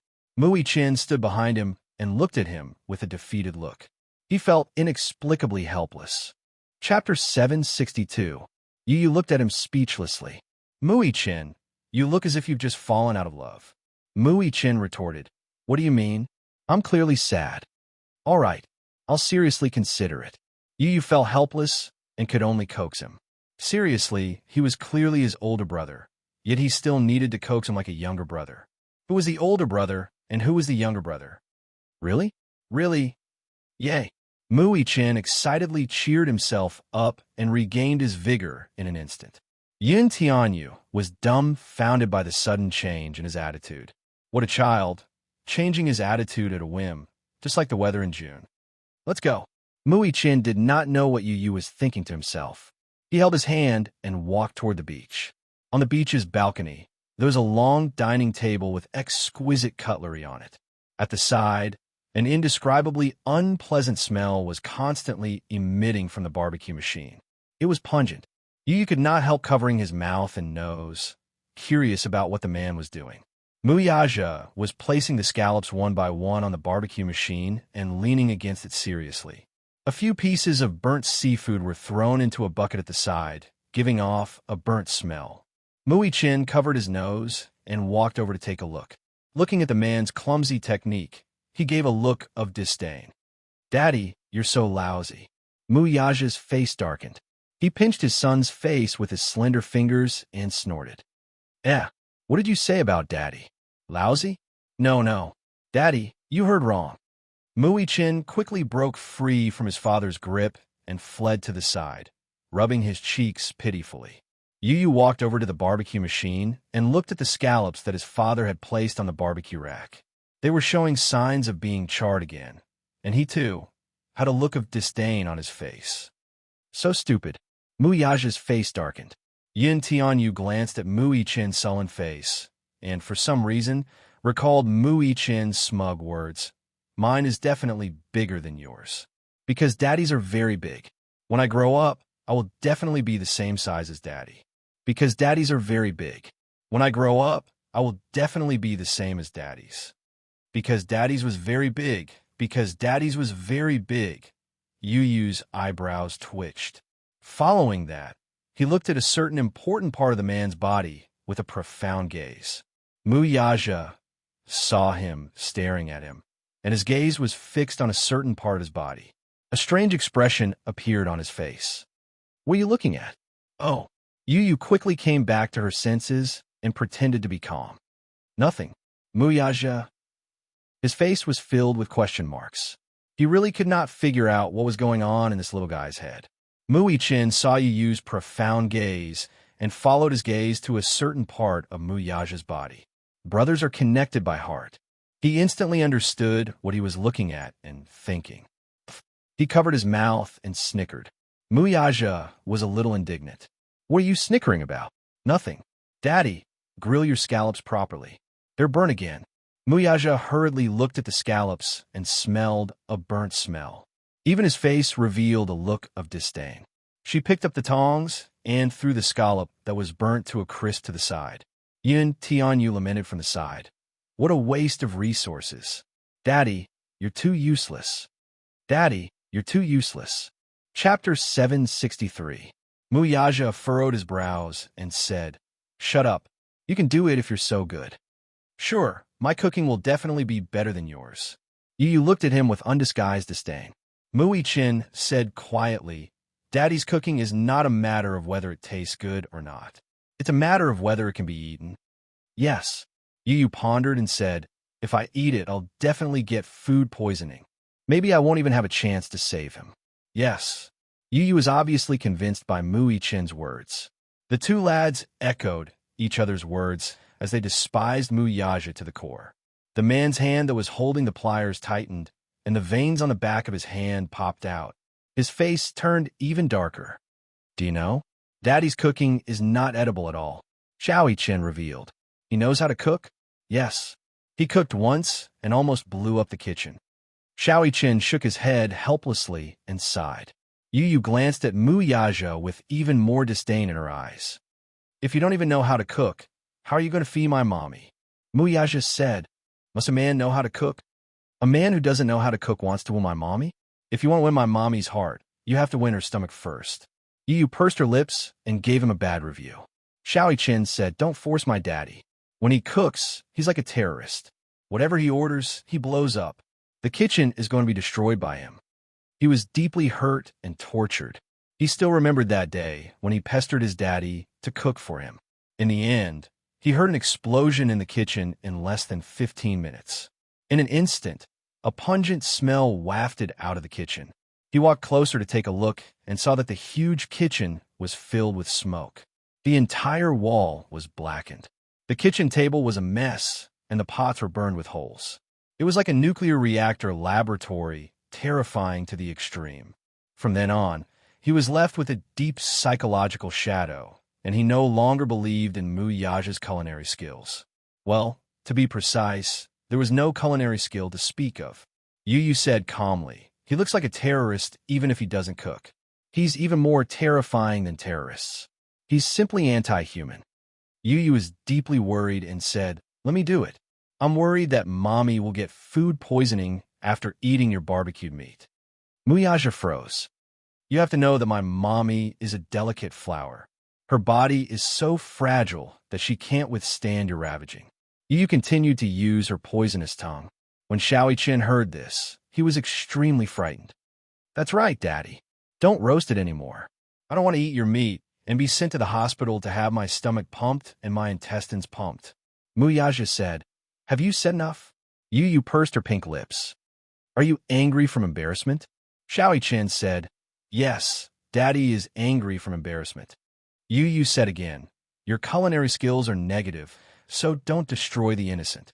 Yes, don't destroy the innocent. To avoid a tragedy, put down the weapon in your hand. Yes, put down your weapon. Muyaja was completely speechless. He really did not know what to do with these two buffoons. He knitted his brows in displeasure, clearly disapproving. Was his cooking really anti-human? It was not that exaggerated. Muyaja was forced to step down. Yin Tianyu put on his apron and took his seat. Chapter 764. After a while, the barbecued meat gave off an aroma that seduced one's taste buds. Not a single detail was left out of his skillful hands. Even when it came to the seasoning process, Yin Tianyu was as strict as a textbook when it came to testing one's taste buds. The aroma of the meat, coupled with the seasoning, was fatally attractive. Muyaja watched his brother's skillful movements with his mouth agape. Xiaoyi-chin watched from his side, his mouth watering. He thought with satisfaction, with such a younger brother, I won't have to worry about going hungry in the future. He felt that this younger brother of his was a treasure. There was nothing he could not do. What a genius! Just as the three of them were studying the barbecue machine, Yin Shishir's call came from not far away. Yu, come quickly. The moment Yu heard Yin Shishir's voice, he dropped his stall and ran toward Yin Shishir. Mommy, I'm coming. I'll go too. Mui Chin chased after him. Muiaja watched the two children's backs speechlessly as he silently scooped the food that Yu had barbecued onto a plate. Yin Shishir changed into a long bohemian dress and a sun hat as she walked barefoot to the beach.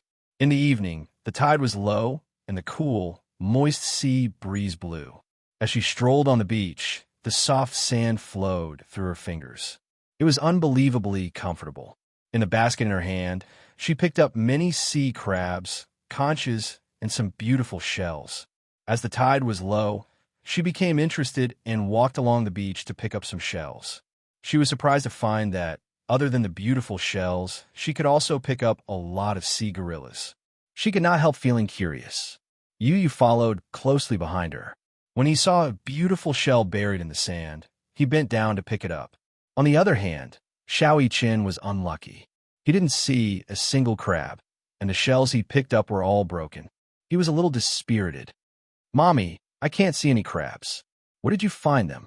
Xiao Qin asked curiously as he caught up with Yin Shishir. Yes, I picked it up at the beach. But don't go. Yin Shishir lowered her head and reminded him.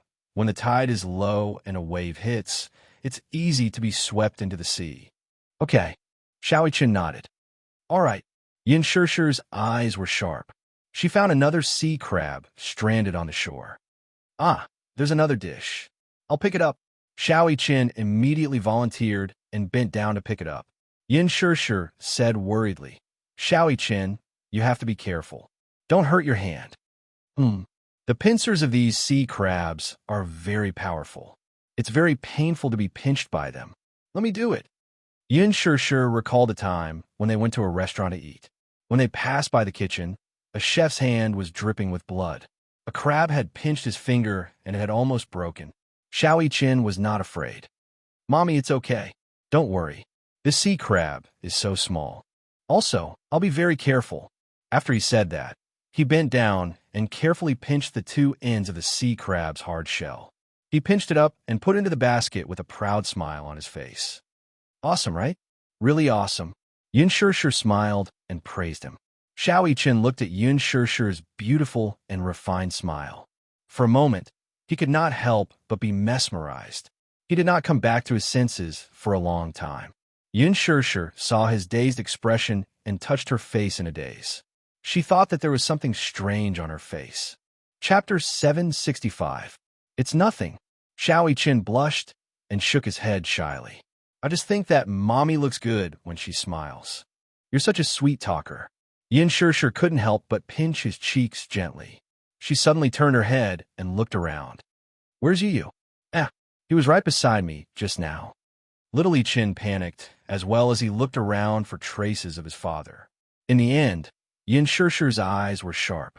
It turned out that the little guy had run to the beach to pick up crabs. She called out helplessly, Yu, what are you doing? Yu crossed his arms and squatted by the beach. His watery eyes looked at the little crabs struggling in the sand as the waves receded. He couldn't help but feel amazed. He felt that this scene was really interesting.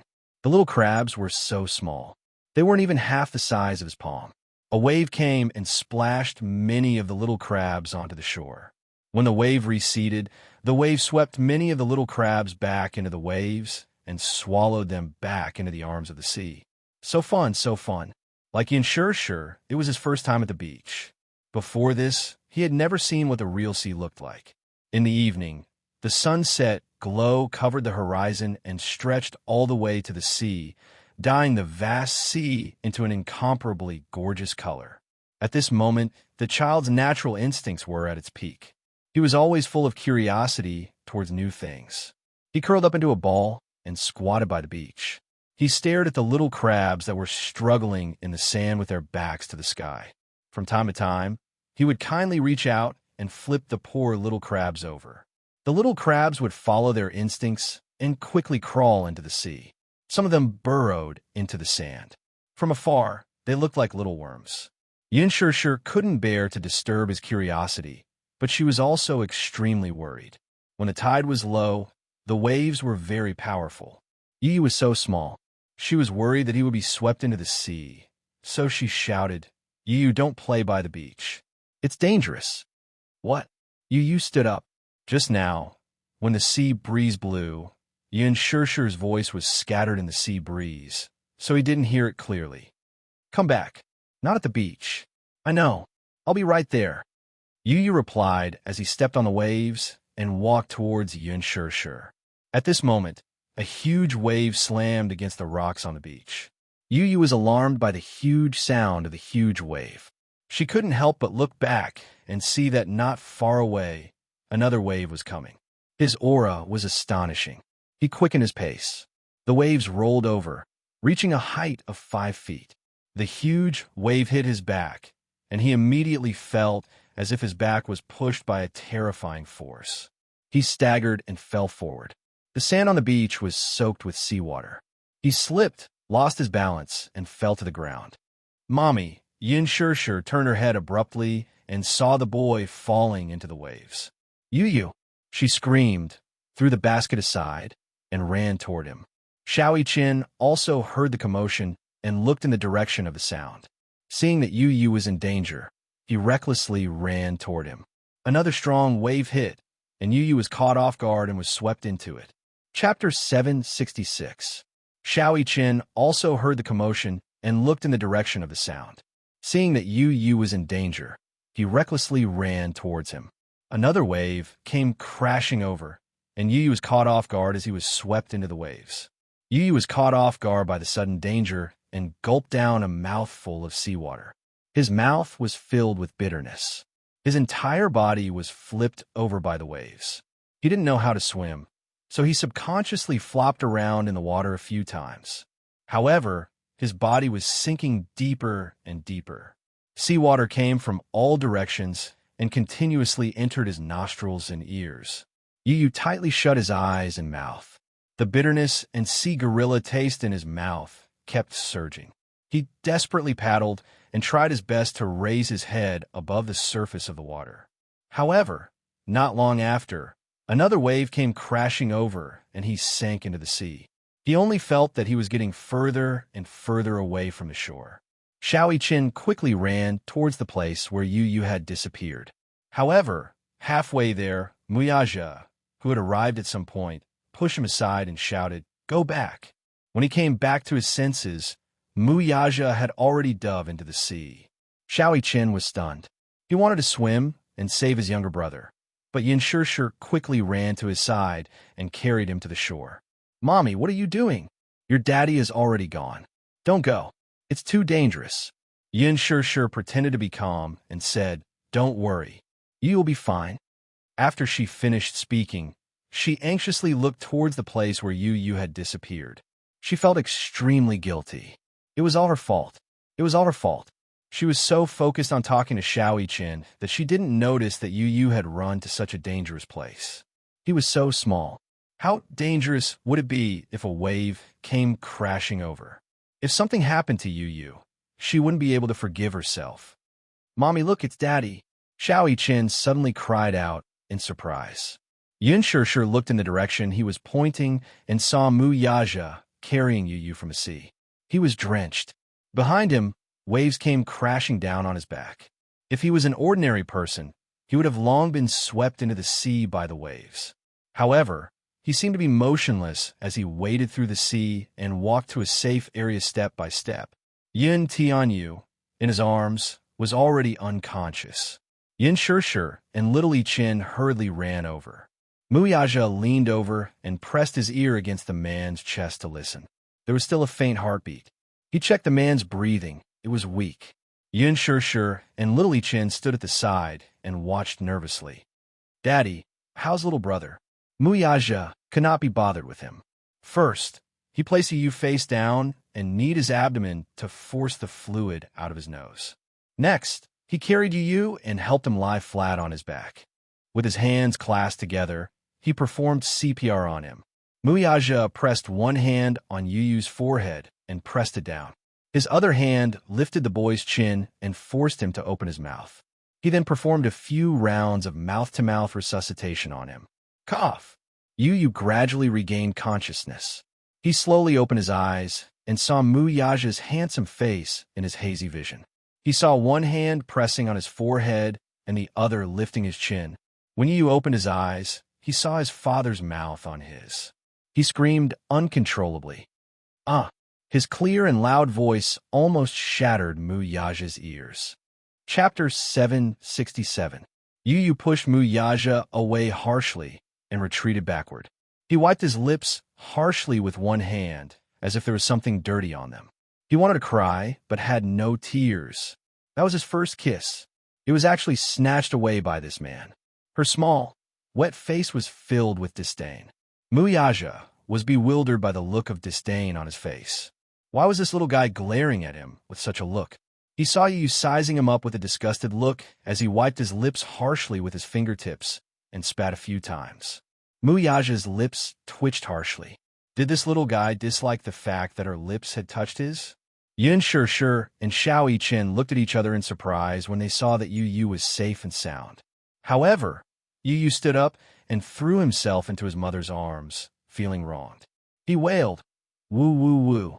Mommy, he stole a kiss from me. He stole a kiss from me." Yu is no longer pure.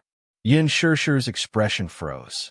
Xiao Yichen, who was standing at the side, was stunned as well. Mu Yaja, in particular, was rooted to the spot. Only Yun Tianyo's cries kept echoing in his ears. Daddy stole a kiss from me. Yu is no longer pure. Daddy stole a kiss from me. Yu is no longer pure. Xiao Yichen was the first to burst into laughter. Yu heard his laughter and raised his head to glare at him. Idiot! What are you laughing at?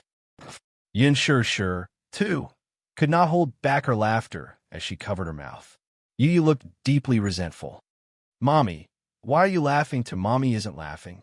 Yun Shir immediately straightened her face and pretended to be solemn. However, before she could finish her sentence, she broke into laughter. He turned his head with resentment and glared at Mu Yaja. With his hands on his waist, his childish face was full of disgust. Who told you to steal a kiss from me? Pervert. A certain man, who was accused of being a pervert, twitched his face. He opened his mouth, wanting to explain something, but he did not know where to start. What steal a kiss? That was artificial respiration, okay? Artificial respiration, okay? This little rascal must have never seen what artificial respiration was, so he mistakenly thought that he was secretly kissing him. Yu pounced into Yun's arms. She covered her mouth and was already trembling with laughter. Mommy, what's wrong with you? Why are you laughing? Ha ha ha. Yun Shir could no longer hold it in after being asked such a naive question. She laughed out loud and held onto Yu's abdomen, which was twitching because she was trying so hard to hold back her laughter. She hugged Yu and laughed until they were a ball. Ha ha ha. Xiao Yichen, who was standing at the side, could no longer hold it in and laughed unbridled. What a silly little brother. What steal a kiss? Daddy was clearly performing artificial respiration on him and saving him. He actually said that Daddy was a pervert who stole a kiss from him. Ha ha. Yu was so angry that he pounced on Xiao Yichen. He held his face with both hands and ruthlessly ravaged it. Stop laughing. Stop laughing, idiot. Xiao Yichen still could not hold it in. Yu was so angry that he balled his little hands into fists and pounded on his chest.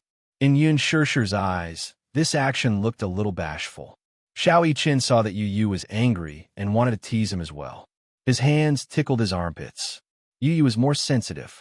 Sometimes, when Yun Shir was in the mood, she would tickle him. He could not stand it. Chapter 768.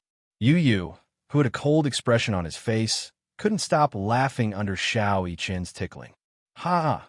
Yu's melodious laughter drifted along with the sea breeze. The two little kids rolled around on the beach.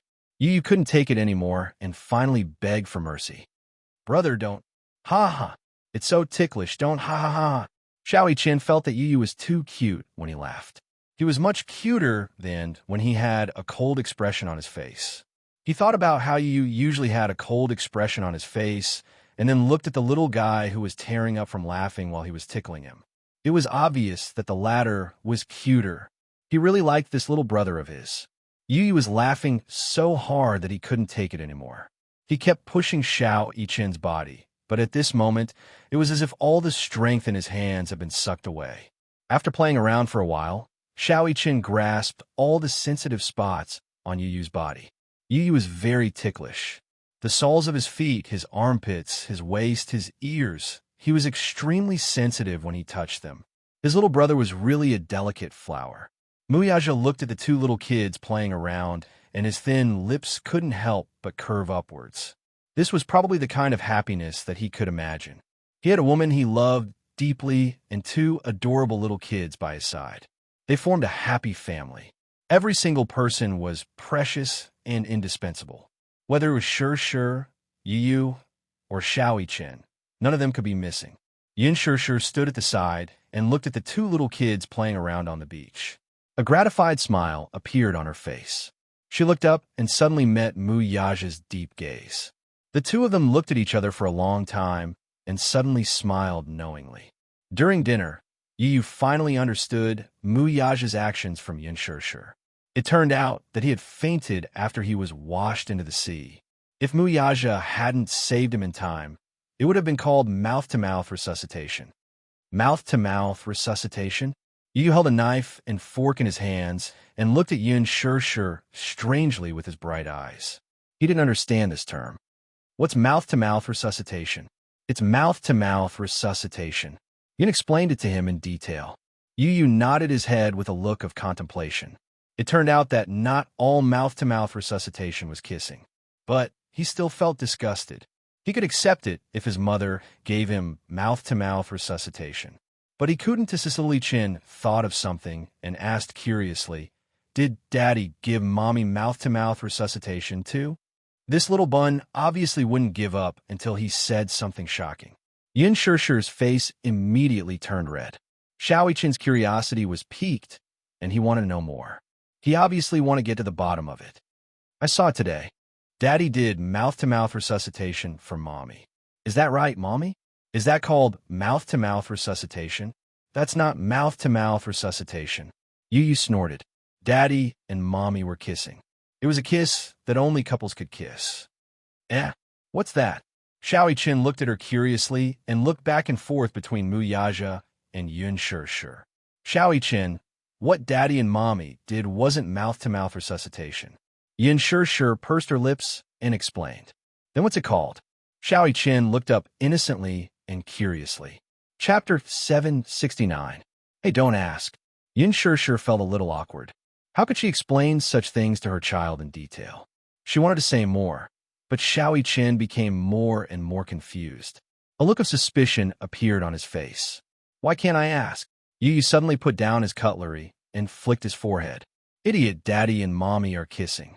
Do you know what kissing is?" "Kissing, oh. I get it." Xiao Yichin slapped his forehead. "I've seen it on TV before. Kissing, I get it. Yu looked at him as if he was an idiot. He felt that his brother was hopelessly stupid. Muyaja also looked at Xiao Yichin with disdain.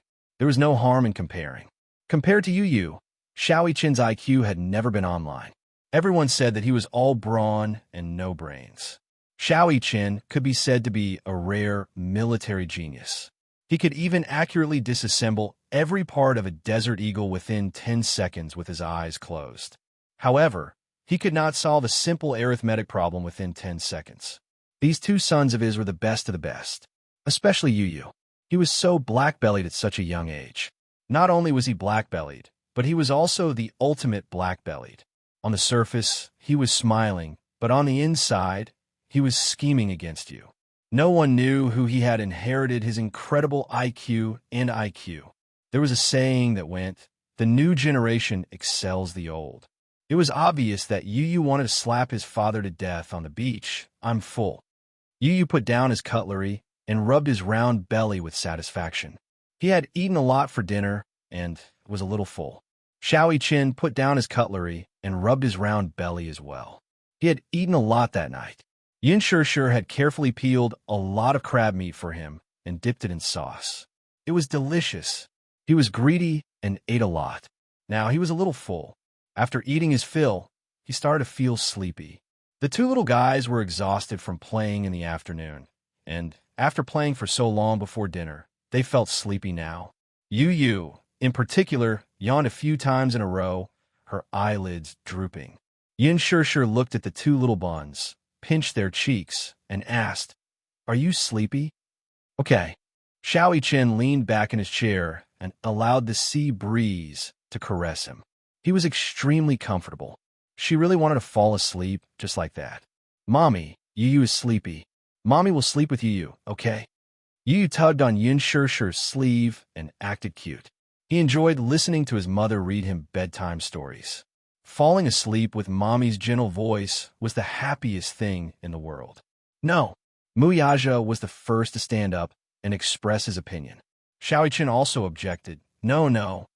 This time, the father and son stood on the same side. Yin Tianyu glared at them with a gloomy face and pouted his pink lips.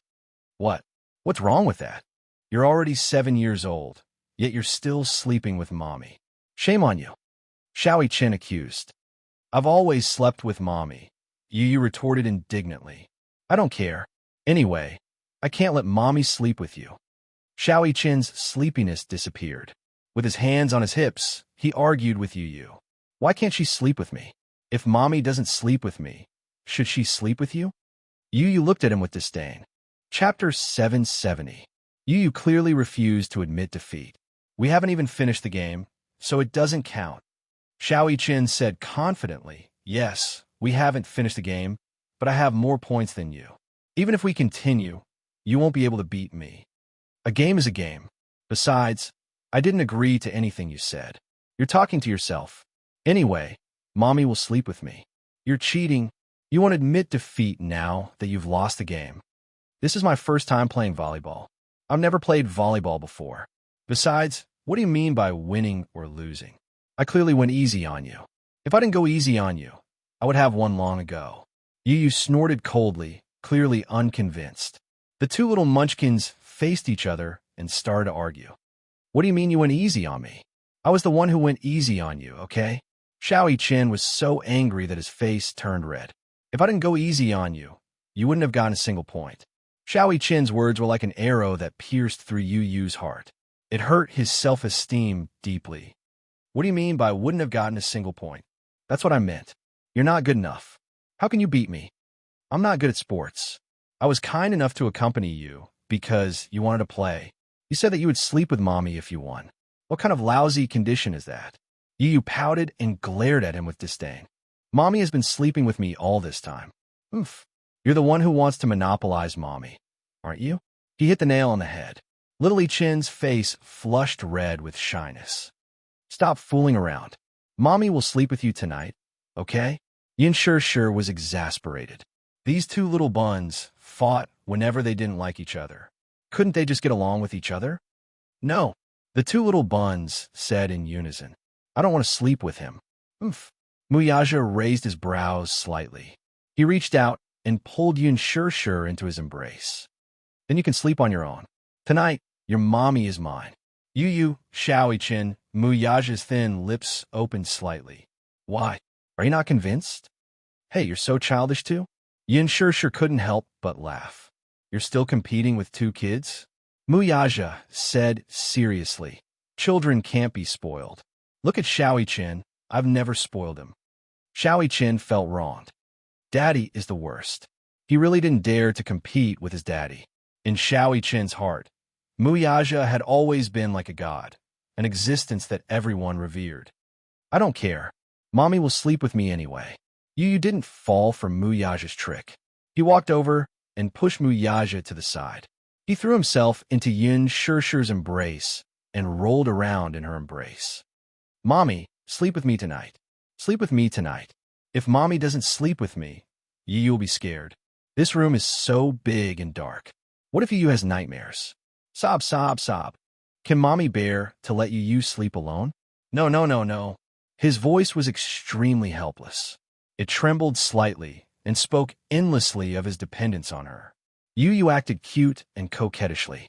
Yin Shirshir's heart immediately melted into a river of spring water. She immediately coaxed him. "All right, Mommy will sleep with you. Yu be good." Mommy will read you a story. Then Mommy won't sleep with Xiaoi Chen. Okay. Yin sure agreed. Mommy, don't sneak away in the middle of the night. Chapter 771. Mommy is the best. Yu loves Mommy the most. Yu hugged Yin Shure's waist and rubbed his head against her chest like a coquettish kitten. Yin Shure's heart could not get any softer, and she had no room to refuse. Yin Tianyo's coquettishness could be said to have reached perfection. Mu Yaja and Xiaoi Chen were dumbfounded. Yin Shure carried Yu in her arms, intending to return to the room to tell him a bedtime story. Yu obediently let him be in her arms. His head rested on Yin Shure's shoulder with his back facing her.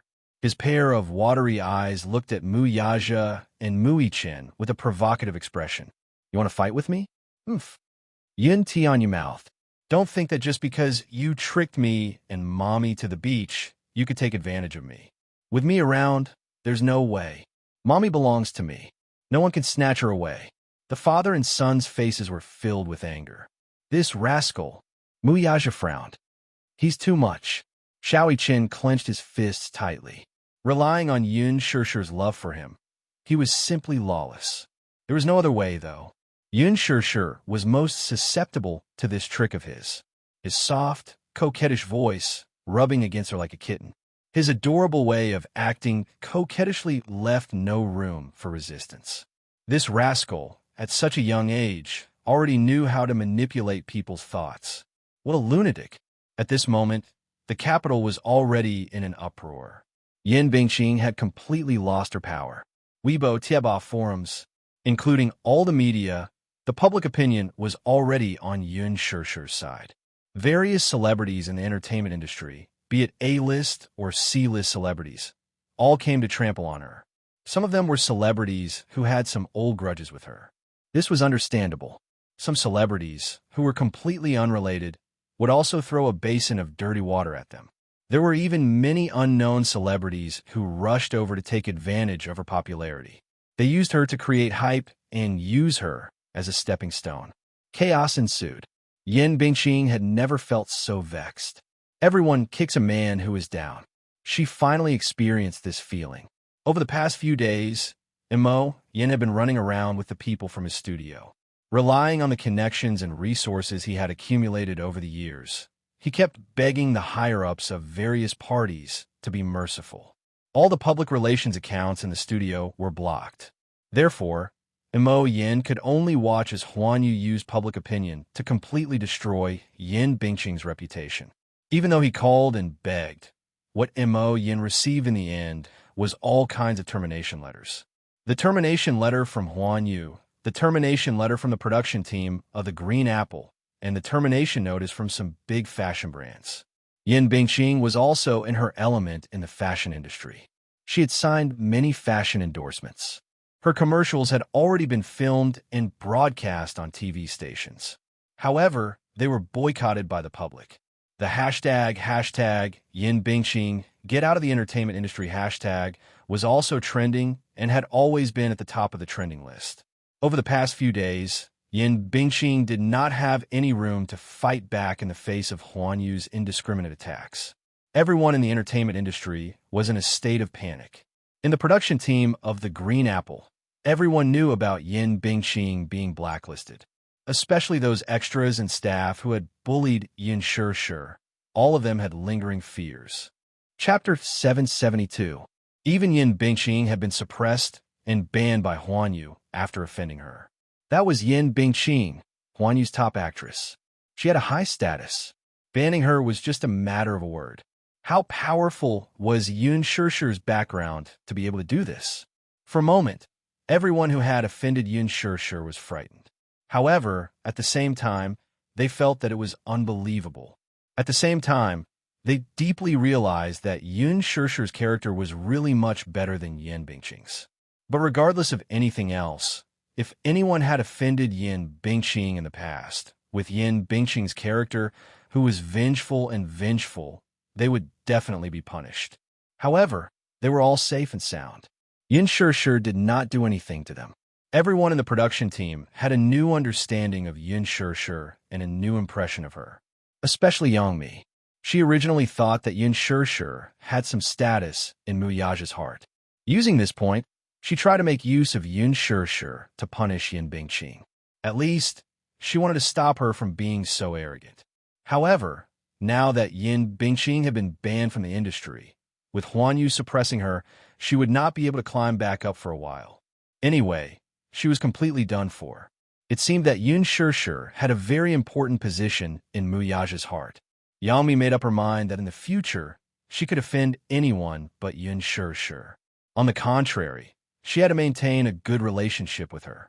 At the Mu residence. When Mu Wanru returned to the Mu residence, it was already evening. The servant immediately came forward and took the coat from her. Mu Wanru asked, "Where's Grandpa?" "Young madam, old master is in the study." "Has he taken his medicine?" "It's not time yet. The medicine is brewing." "Okay, I'll go to the study to see Grandpa first," Mu Wanru said as she walked towards the study. In the study, Mu Sheng was engrossed in a photo in his hand. In the photo, Mu Qingsheng was standing in the garden with a bright smile on her face. Mu Sheng's gaze deepened as his withered fingers slowly caressed the photo. Deep nostalgia and sorrow surfaced in his eyes. "Qingsheng, you are so heartless. How can you bear to leave me alone?" Mu Sheng lamented, his eyes filled with grief. There was a sudden knock on the door. The old man was still immersed in his grief and did not return to his senses for a long time. Mu Wanru pushed the door open and entered the room. She saw Mu Sheng sitting by the window with his back facing her. He was engrossed in a photo in his hand. She walked over and gently placed her hand on his shoulder. Startled, he whipped his head around. Seeing that it was her, he calmed down. "Wanru, you're back." "Yes, Grandpa." Mu Wanru walked to him and squatted down. Looking at the photo in his hand, she was slightly startled. She then smiled and said, "Grandpa is looking at Mommy's photo again." "Yes, I miss her."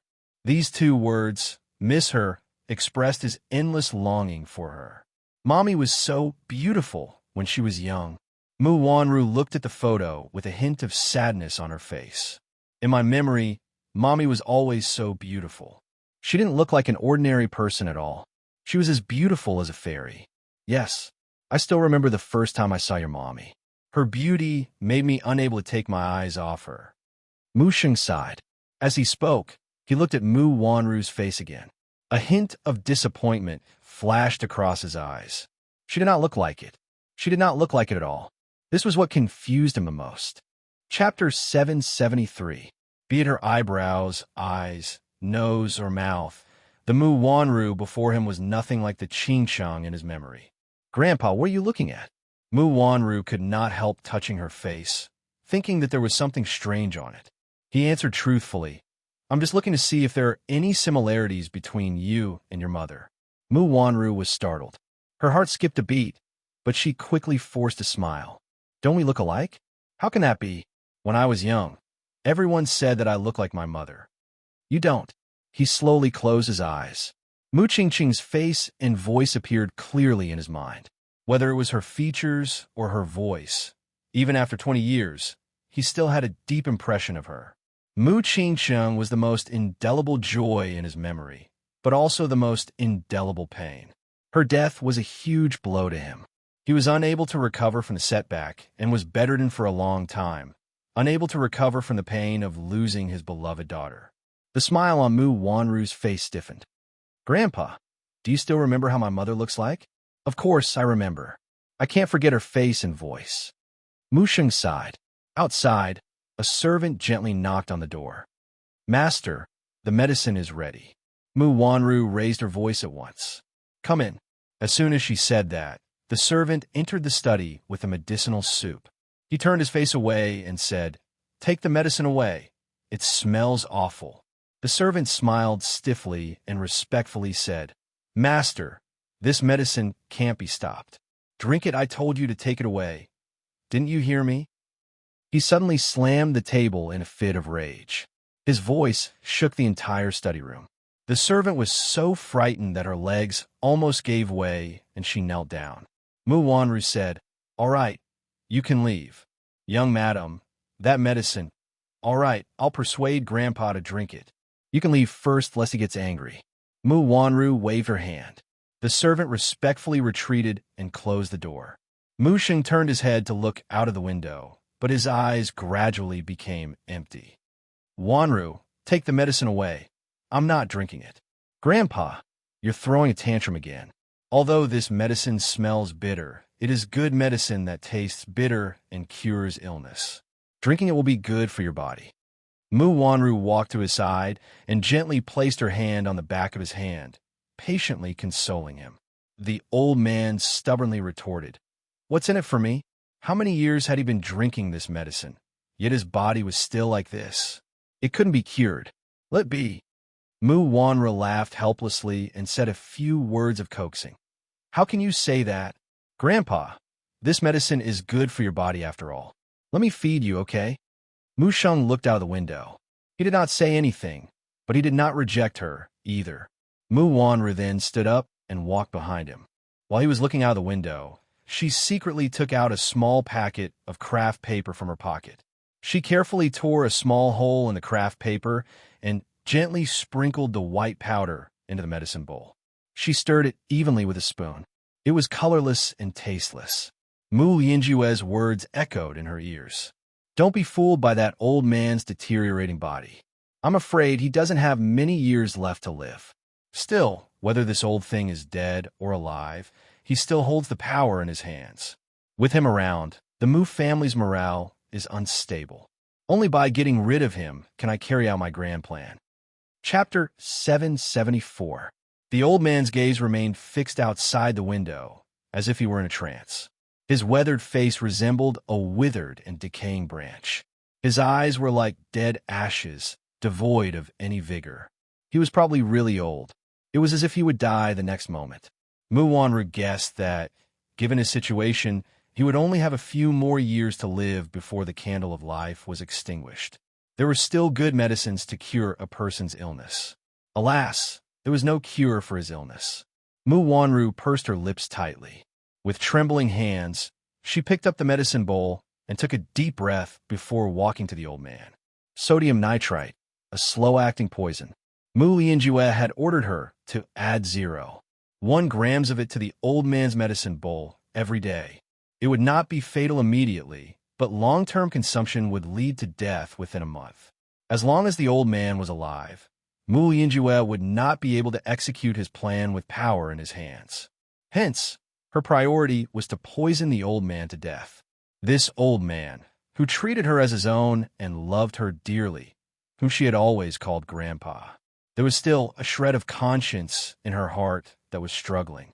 Mu Wanru had the urge to smash the medicine bowl on the floor several times. It was not that she did not have feelings for the old man. If he had not brought her back to the Mu family and doted on her like a princess, she would not even know how miserable she would have been in this life. She was the one who had lied to him about everything. She was clearly not Mu Qingqing's daughter, yet she had shamelessly possessed everything, be it food or clothing. She had not skimped on anything Mu Yaja had. In fact, she had received more love from him than Mu Yaja.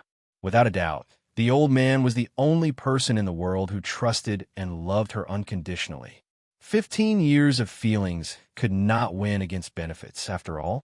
Mu Wanru's hands could not help but tremble. She kept weighing the pros and cons in her heart, but she could not make up her mind. A human's heart was made of flesh. She was not a cold person, after all. Every time she thought of how much the old man doted on her, and how she had poisoned her closest kin, the bowl of medicine in his hand seemed to weigh 1,000 pounds. Mu Wanru hesitated and put the bowl back on the table. She took a deep breath, but she couldn't calm her thundering heartbeat. Mu Yinjue's cold and mellow voice seemed to threaten her. How can I carry out my grand plan if that old fart doesn't die? If he doesn't die, you won't be able to keep your position either. If you don't dare to make a move because of his love for you, what will he think when your identity is exposed sooner or later? The adopted daughter that he painstakingly raised and doted on for 15 years turned out to be a fake. Guess what will happen when he flies into a rage out of shame? He will definitely kill you. Mu Wanru was suddenly frightened. Her eyes widened, and her entire body trembled uncontrollably due to extreme fear. If Mu Sheng knew that her identity was fake, that she was not Mu Qingqing's biological daughter, and that she had been using this identity for 15 years, would he fly into a rage out of humiliation and really kill them all? No way. She didn't want to die. Don't think that Mu Sheng is old now. When he was younger, he was a ruthless figure in the business and political world. How much bloodshed did he cause? Mu Yinjue's frightening words still echoed in her ears. Chapter 775. She tried her best to quell the conflict in her heart, as well as her deep fear of the old man, as she slowly walked up to him. Grandpa, the medicine is almost cold. It won't be as effective once it's cold. Shall I feed it to you while it's hot? Mu Wanru asked as she squatted beside him and stirred the medicine with a spoon. He nodded lightly, but his mind seemed to be elsewhere as he did not look at her. He often looked out of the window in a daze, and his gaze was always on the Mu family's back garden. Rumor had it that the Mu residence's back garden was meticulously taken care of by Mu Qingqing. She loved flowers, especially Chinese roses. Hence, the Mu residence's back garden was once filled with colorful blossoms. From afar, it was unbelievably beautiful. Mu Qingqing loved to trim the flowers in the back garden. In the afternoon, she would sit on the swing leisurely. Ever since she passed away, the back garden had been barren for a long time. The Chinese roses she planted had withered and rotted due to neglect. The servants wanted to cut the flowers and replant them, but the old man flew into a rage and forbade anyone from entering the back garden, let alone touching an inch of the land there. The back garden of the Mu residence had once become a forbidden area. No one was allowed to enter. The petals withered and fell to the ground. The back garden had been barren for several seasons. Finally, the old man ordered people to take care of it again, but he did not let them plant any more Chinese roses. He was afraid that he would be reminded of the past. Grandpa, come.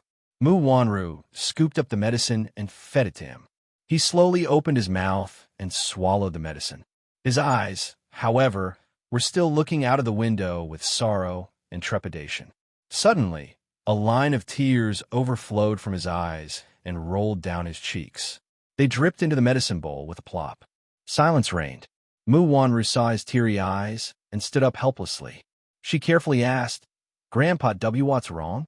The old man remained expressionless and did not say a word. No one knew that today was the anniversary of Mu Qingqing's death. On this day, he would sit in the study room and quietly admire the scenery in the back garden.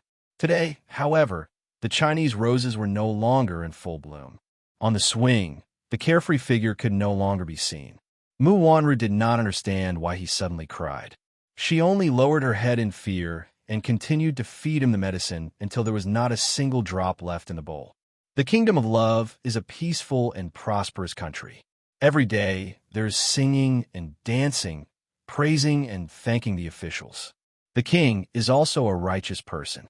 One day, the king brought his most beloved daughter, the 5-year-old Love, out on an inspection tour. Because Love was kind-hearted, she treated the maids like her own family. In order not to be discovered, the king only brought 2 guards with him. On the bed, Yun Shishir held a book of fairy tales in her hands. She flipped to a story titled The Real and Fake Princess and found it interesting, so she read it to Yun Tianyu. Yun Tianyu leaned into her embrace. Amid her gentle and soft voice, his eyelids drooped and his eyes drooped sleepily. Suddenly, the bedroom door was slowly pushed open. Xiao Chen peeked inside. He had just taken a bath and changed into his pajamas. He tossed and turned in bed, but no matter how hard he tried, he could not fall asleep. The spacious room only felt cold and cheerless. Chapter 776. Pushing the door open, he saw Yun Shishir reading a story to Yu Yu. Yu Yu's eyes were closed, seemingly asleep. Yun Shishir's voice gradually softened. Seeing that the child had entered dreamland, she wanted to end the story. Xiao Chen, however, stood at the door and pitifully asked, Mommy, can you finish the story? I still want to hear more. Yun Shishir looked in the direction of the voice and saw Xiao Chen squatting at the door with his head in his hands. She did not know how long he had been there. Why are you squatting there? Yin Shirshir did not know whether to laugh or cry. I can't sleep, so I want to hear Mommy's story. Xiao Yiqin cupped his little face. His chubby face was pink and tender, looking very adorable. He squinted his eyes and let out a crisp and gentle laugh. Mommy's voice is so nice, and this story is so fun. Can Mommy continue to tell it to me? I really want to know what happened to this princess. Yin Shirshir gently curled her lips as she patted the edge of the bed lightly. Xiao Yiqin's heart skipped a beat, and he carefully closed the door. Afraid that the noise would wake Yin Tianyu up, he tiptoed to the bed. Yin Shirshir reached out and pulled him into her embrace. Xiao Yiqin blushed. No one had ever read him a fairy tale before he slept. Standing at the door and watching Yin Shirshir gently caress Yin Tianyu's hair as she read the story, he suddenly felt envious of his younger brother. For the past 7 years, Mommy would read him a fairy tale every day before he slept. How blissful! He was really envious. In the Mu residence, before he slept, he could only hug his doll and fall asleep in the cold room. It was very lonely. Mommy, continue reading. Xiao Yiqin looked up at her expectantly. Yin Shirshir nodded. But who would have thought that a group of traders in the palace would find out that the king was out on an inspection tour? They would send all kinds of martial arts masters to kill the king on the way. The king and the others did not know that when they were in high spirits, a few masked men suddenly appeared, scaring them into sweating profusely. The 2 loyal guards tried their best to protect the king and Princess Love, but Princess Love was still knocked unconscious. The king thought that she was dead, so he didn't have time to bring her body back, so he quickly ran away. Yin Shirshir said, Mommy, is this princess really dead? No, I just thought that the princess was dead. Then the king must be very sad. Yes, but why didn't the king leave with the princess? Yin Shirshir was stunned. She was amused by Xiao Yiqin's persistent thirst for knowledge. It must be too late, right? At that time, many people were after the king.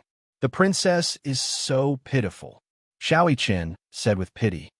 But the princess didn't die. 14 years later, the king heard that Princess Love was still alive, so he sent someone to put up a notice. Whoever can find Princess Love will be rewarded handsomely. Also, the princess has a heart-shaped jade pendant with her. When she read this, she was inexplicably stumped for a moment and did not continue her sentence. A heart-shaped jade pendant? Xiao Yiqin widened his eyes in curiosity. Is it a token? Yes. Xiao Yiqin suddenly understood and his eyes lit up. There must be only one jade pendant in the world. Then, the person who has this jade pendant must be the princess. Mommy, did the king find the princess? Don't worry. Mommy will continue reading. Chapter 777. Yin Shirshir smiled and shook off those messy thoughts. She continued to read. A 19-year-old female fugitive from the Dark Kingdom escaped here. Her name is Jinling. She is very beautiful and has been very scheming since she was young. When she grew up, her parents died. She was chosen by the king of the Dark Kingdom and was given the title of Empress. However, she didn't know how to repay kindness. She conspired with the prime minister to usurp the throne. The king saw through her and she escaped all the way here. A bad woman? Yes, a bad person. Yin Shirshir turned the page and continued to read. When she saw the notice, Jinling was very happy. This Princess Love is about the same age as me. I can pretend to be her and avoid the limelight of being hunted down. I can also enjoy a lifetime of glory and wealth. Therefore, Jinling invited the best sculptor in the city to sculpt her a love jade pendant that was exactly the same as the description on the notice. However, she didn't know that the real love jade pendant would break when it was dropped. In order to not cause more trouble, Jinling killed that person. Then, she pretended to take the jade pendant and entered the palace. When the king saw her and the jade pendant, tears streamed down his face as he poured out his longing for her. Jinling also pretended to cry, but in her heart, she was crying for success. Thus, she became a princess. This woman actually pretended to be a princess? When Xiao Yiqin heard this, he suddenly clenched his fists in indignation. He was very angry. Then where's the real princess? The real princess was adopted by a fisherman's family. No one knew her name, but seeing that she was very naive, they all called her Jinjin. She lived happily with her adoptive parents. Although she knew that the fisherman couple wasn't her biological parents, she didn't know who her biological parents were. There was only a real love jade pendant by her side. Although the love jade pendant was only 18 years old, she was as beautiful as a flower. Because her family was poor, she could only go to the palace to be a maid. The head eunuch asked her to serve the princess. So pitiful. Xiao Yiqian clenched his fists even more. A sad expression appeared on his handsome little face. He was completely immersed in the story and felt distressed for the princess. One day, the king and the fake princess were having a meal. The king recalled the past and suddenly wanted to see the love jade pendant. The fake princess took off her jade pendant disapprovingly. When she was about to give it to the king, the real princess happened to bump into the fake princess while carrying a dish. The jade pendant fell to the ground, but it didn't break. The princess cursed, "You dog slave! How dare you touch the most important thing to me and my father? How dare you?" When the real princess heard this, she was so scared that she knelt on the ground. "This servant deserves to die. Please forgive me, princess." Xiao Yiqian suddenly sat down on the bed. His heart clenched as the story progressed. This fake princess is really bad. How annoying. She was clearly not the real princess, but she had actually replaced the identity of the real princess. Did the king not realize that the princess was a fake? It's too much. Yin Shishir couldn't help but laugh. The king doesn't know that the princess is a fake. And then, what happened after that? Xiao Yiqian asked anxiously. Chapter 778. Is the king going to find out that the princess is a fake? Xiao Yiqian suddenly said angrily, "This king is so stupid. How can he not tell the difference between a real princess and a fake one?" "Dog servant, quickly pick up the jade pendant." The fake princess shouted again. The real princess picked up the jade pendant and looked at it carefully. "Why is it exactly the same as mine?" After serving the princess, Xin ran to an old palace maid in the palace to ask about the jade pendant. The palace maid told her the cause of the matter. Although the maid didn't mention that she was the princess, she already knew her identity based on her intuition and the jade pendant. She was very upset and wanted to confess to her father. But could the king trust a maid and not the princess by his side?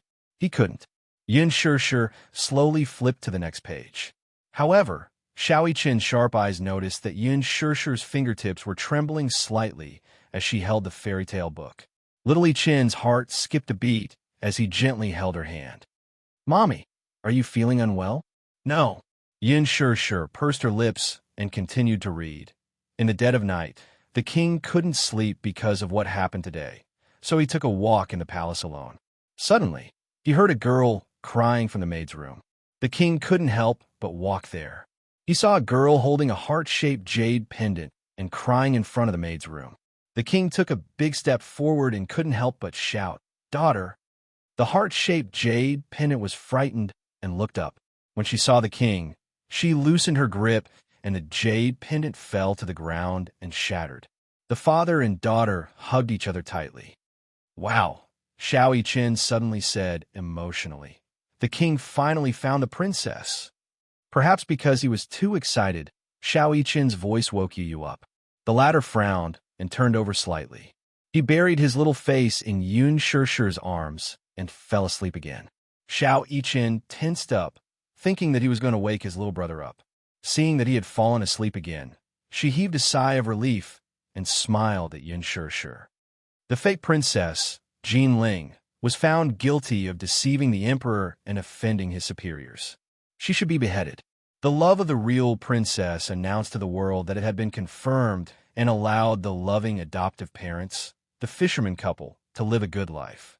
The kingdom of love is living a peaceful life again. After she finished reading the story, Xiao Yiqian remained in a daze for a long time. Yin Shishir also had a lot on her mind. She was silent for a long time, and the room was silent for a while. "That king is so stupid," Xiao Yiqian suddenly said in disdain.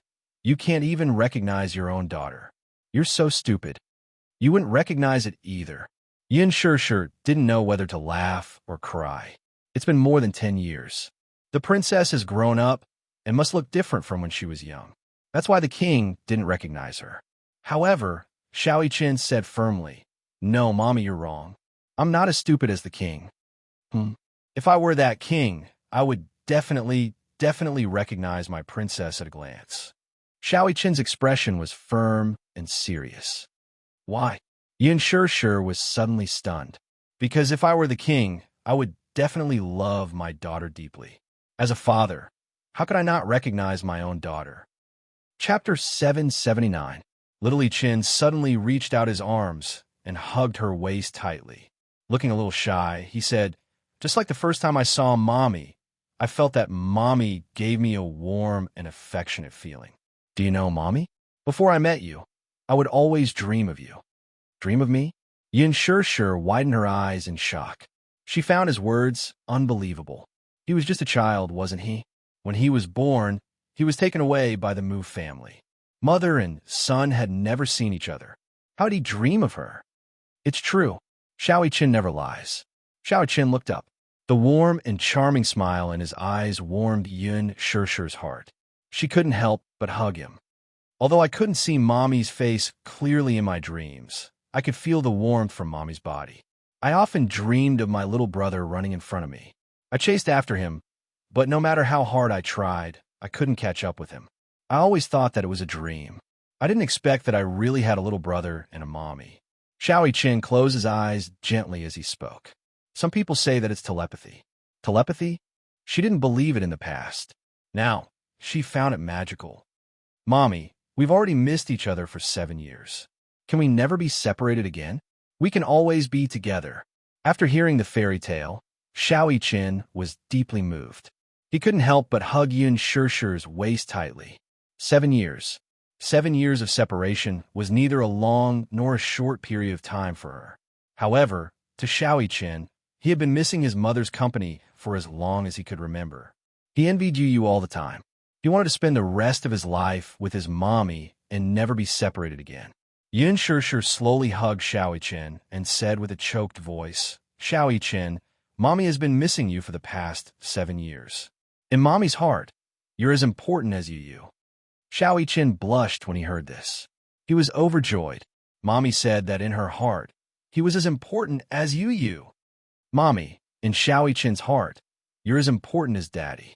It was a soft and cute confession, full of warmth. Yu slowly opened her eyes. Her eyelids drooped as she pursed her lips. Mommy said that in her heart, Xiao Qian was as important as him. At the same time, he felt a sense of loss in his heart. However, he did not feel an inexplicable rejection like before. It was understandable that Mommy liked Xiao Qian. Mu Qian was his older brother, and they shared the same blood. It was only natural that Mommy doted on him. However, he was certain that in Mommy's heart, she felt guilty towards Xiao Qian. Compared to Mu Qian, Mommy probably loved him more. Even if it was just a little, Yu's thoughts ran wild.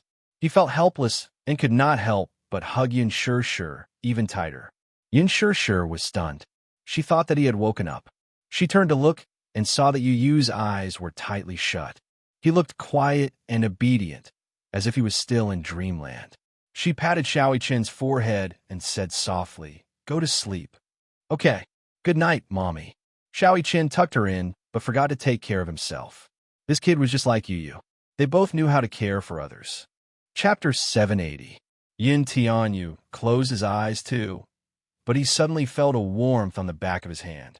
Startled, he opened his eyes and saw a small hand on the back of his. It was soft and warm. The hand was slightly bigger than his, so it was just right to wrap around his small hand. Yu raised his head slightly.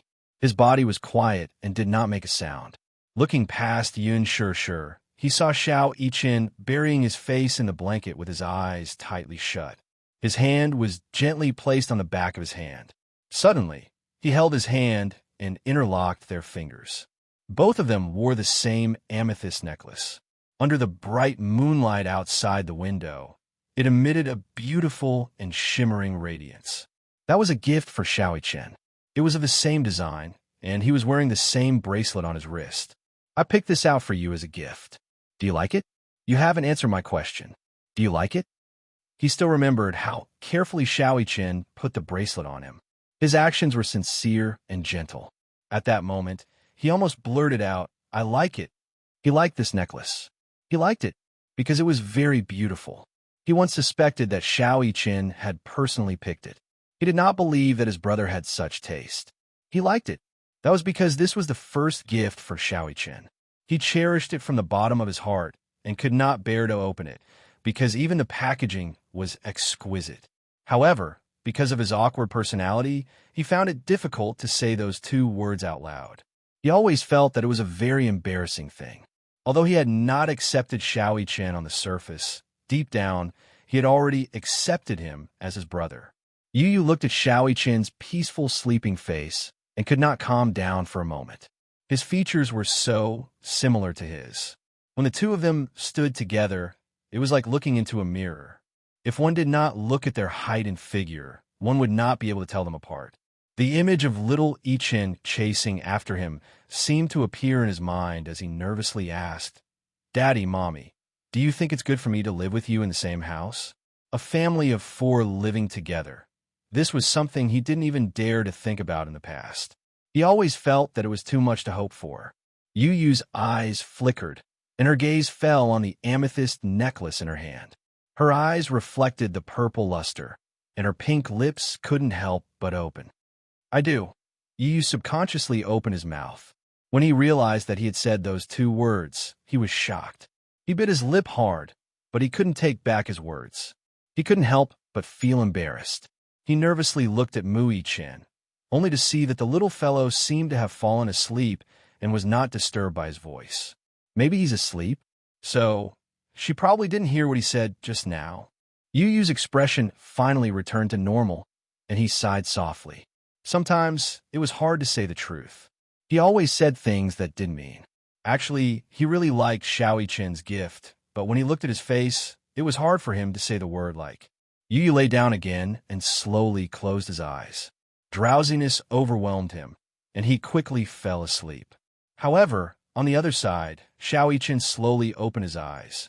The corners of his mouth curved into a happy smile. Chapter 781. Early the next morning, Yu Yu was shrouded in a nightmare. His forehead was drenched in cold sweat. In his dream, he was surrounded by 2 walls. He could only feel a stifling pressure on him, making it hard for him to breathe. He tried his best to escape, but no matter how hard he tried, he could not escape. He could only watch helplessly as the 2 huge walls slowly closed in on him. Just as he was about to suffocate, he woke up with a start.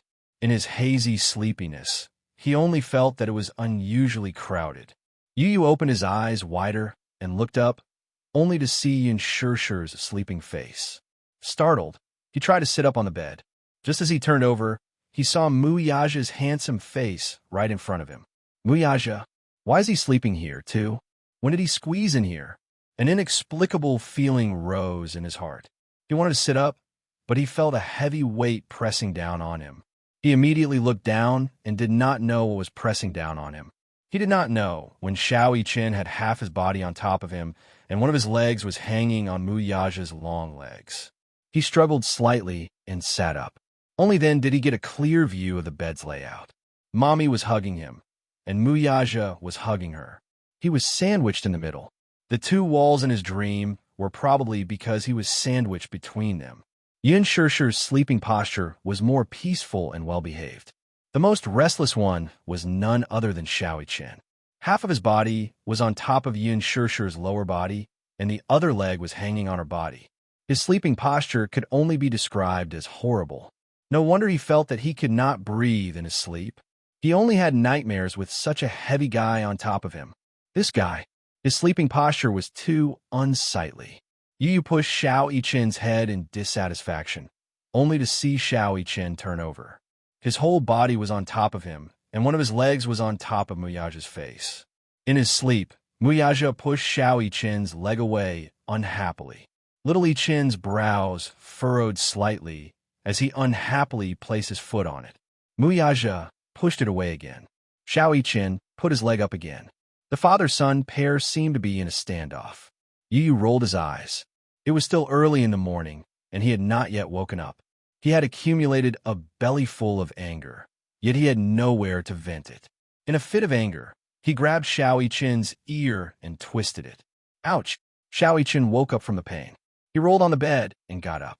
He looked around for a while and saw Yu Yu's sleepy eyes filled with anger. What's wrong? Xiao Yichen rubbed his eyes and asked innocently. Look at you. How did you sleep? Yu Yu crossed his arms in front of his chest and used him as an excuse. Little Yichen lowered his head to take a look and was baffled. What's wrong? Didn't I sleep well? You're on top of me. Are you trying to crush me to death? Yu Yu questioned him with an aggrieved expression. Xiao Yichen rubbed his messy forehead and looked up at the sky. He pursed his lips and looked like he was about to cry. I didn't do it on purpose. You're so fierce. Also, I didn't put all my weight on you.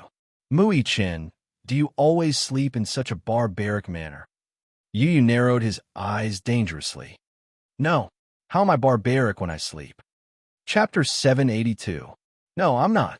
How is my sleeping posture barbaric? If this isn't barbaric, do you want to go to heaven? Yu Yu exploded as he pinched his cheeks and ravaged them. Xiao Yichen had just woken up and was still in a daze. He did not react to Yu Yu's ravaging of his cheeks and only wanted to sleep. Plop! Xiao Yichen collapsed on top of him. His whole body was on top of him. Yu Yu's eyes widened in shock. He reached out to push him away, only to hear Xiao Yichen's face pressing against his as he mumbled sleepily. I'm so sleepy. Brother, let's sleep for a while more, okay? No, get up. Woo-woo. I'm clearly not awake yet. Xiao Yichen acted coquettishly on top of him. Yi was pinned down by him and could not move. He did not even have the strength to struggle as he cried out aggrievedly, Mommy, Mommy, save me. Mu Yichen, get off me right now. Do you hear me? You're crushing me to death. Ah.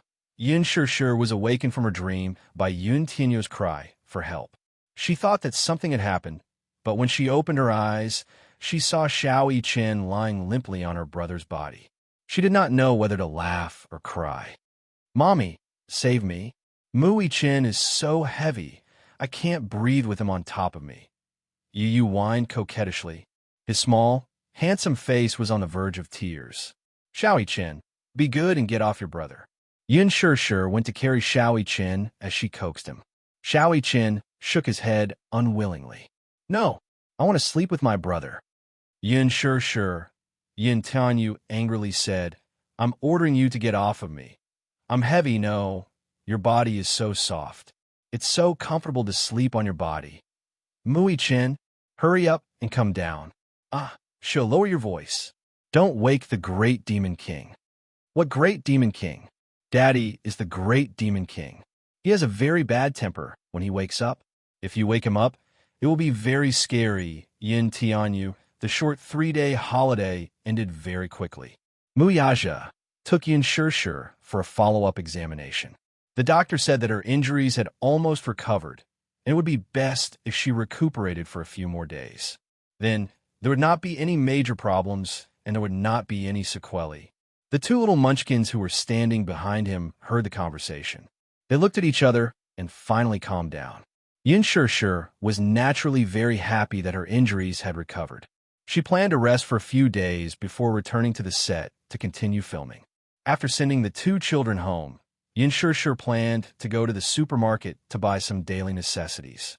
Mu Yaja was, of course, the one in charge of driving her. Yin Shishir went to the supermarket to buy many daily necessities. While pushing the trolley, she compared the different styles of products in front of the display cabinets. Mu Yaja stood beside her. Seeing her focused look, he found a little strange. What are you looking at? I'm looking at the price. I'll buy whichever is cheaper. Yin Shishir was already used to comparing prices.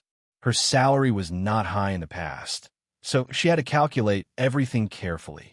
Every time she returned to the supermarket, she would take a while to carefully compare the price-performance ratio before buying it.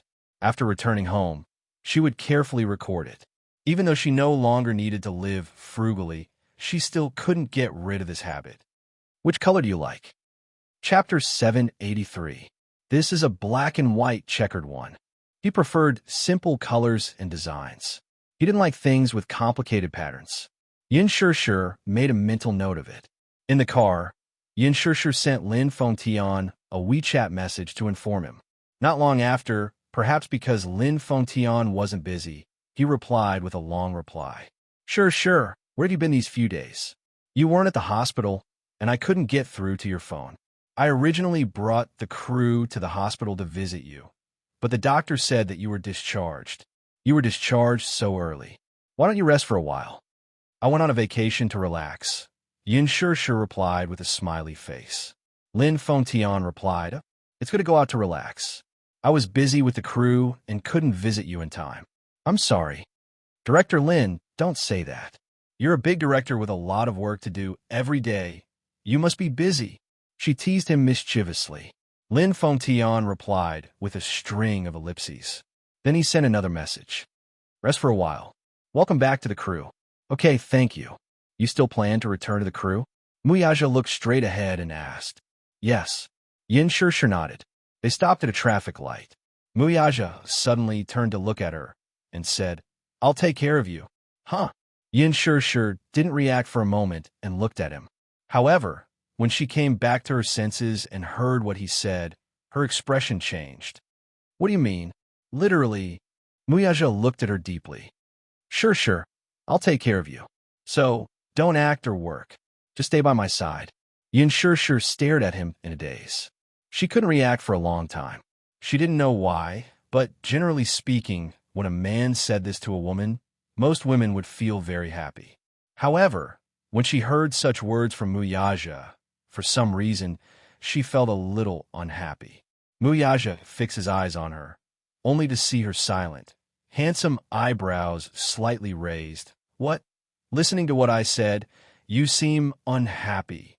The red light turned green, but Muyaja didn't react immediately. It wasn't until the irritable honking behind him alerted him that he turned his gaze to the front. He stepped on the accelerator, and the car continued to move forward. The mottled shadows of the trees outside the window kept flashing by. The sun shone through the window, warming the room. Muyaja, are you willing to raise me? Yes. Muyaja's lips curled into a smile. He thought it was a happy thing to raise the woman he loved. Moreover, he had a magnificent empire of wealth. Did his woman need to go out to work and be looked down upon by others? When he thought of that day when Yin Bingqing had slapped her, his heart throbbed with pain. In his heart, blacklisting her was still letting her off lightly. This kind of woman, who dared to touch his woman, deserved to die. However, when he thought of her returning to the set, to the smoky entertainment industry, there would be a second Yin Bingqing and a third Yin Bingqing. He was worried. He couldn't bear for her to be wronged. That was all. I'll take care of you. Muyaja controlled the steering wheel. So, you don't have to return to that set anymore. I don't want it, she replied blandly. Muyaja looked at her with surprise. Why? Why did you say no? Chapter 784. What's so strange about it? I just feel that it's very strange. You don't let me work or film. So what do you want me to do? Be a housewife quietly at home, like most Japanese wives who only need to stay at home and quietly wait for their husband's return? You said that you're raising me, but I feel that I'm no different from a canary in a cage. She calmly stated her point of view, and every word of her point of view made Muyaja's heart flutter. The Mu family was a standard patriarchal family. Perhaps some views were deeply ingrained in his heart, but Yin Shishir would ruthlessly break these ideas every time. Women needed to work. Women needed to be financially independent. Women couldn't rely on men all the time. She was indeed different from other women. Take the entertainment industry, for example. Many female celebrities entered the entertainment industry for nothing more than the competition for fame and fortune. They longed to stand out, and even more so, they longed to fly up into the branches and become a phoenix, marrying into a wealthy family and becoming a young mistress of a prestigious family.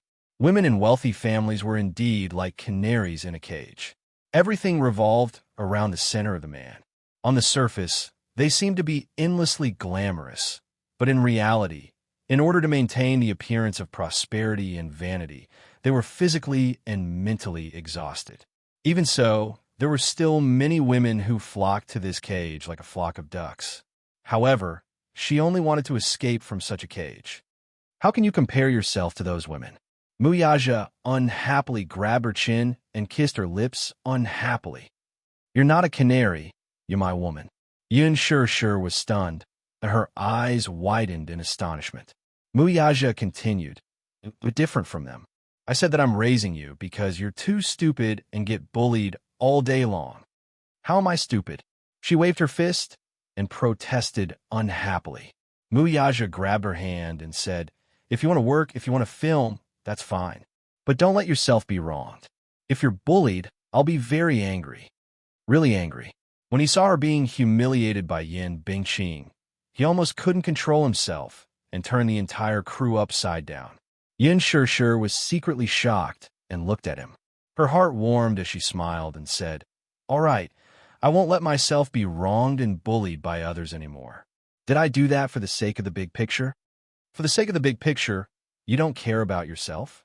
Muyaja said coldly, do you know, my heart will ache? However, his voice stopped abruptly. There were some words that he found hard to say. Yin Shur blinked. Seeing that he still had something to say, she asked curiously, no what? Nothing. Muyaja reached out and rubbed her hair, but he couldn't help but poke her eyebrows. Woman, I realize that sometimes you really are a blockhead. What's wrong now? There's so many women in the industry who want to get close to me. You're turning a blind eye to such a big backer? Yin Shur's peach blossom eyes were bright and beautiful.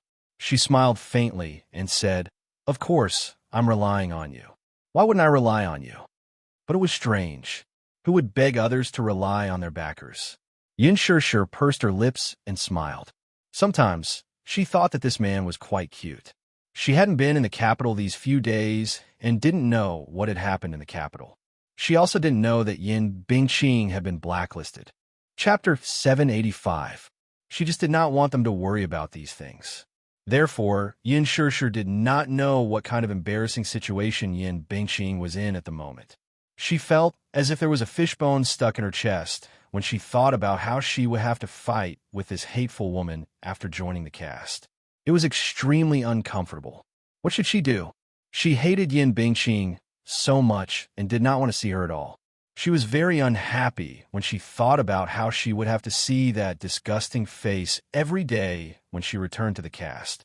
She had a temper too. She had tolerated her on set because she did not want to cause any trouble.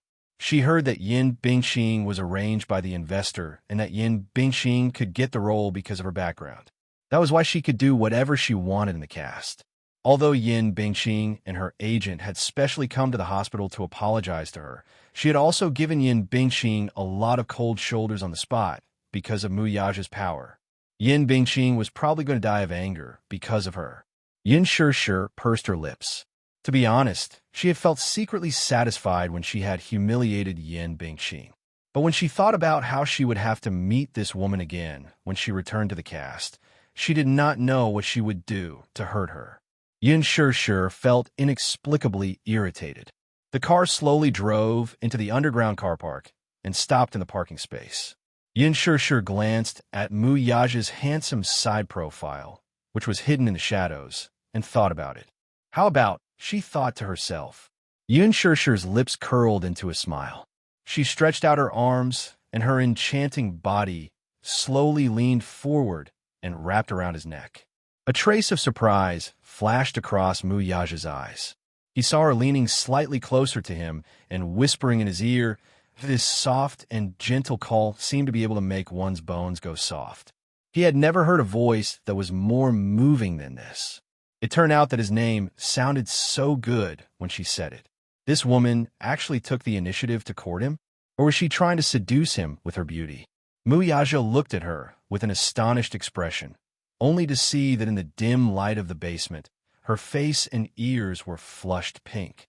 She softly snuggled up to him, her eyes coquettish and seductive, extremely alluring. She was like a little demon who could charm all living beings. He raised his eyebrows playfully.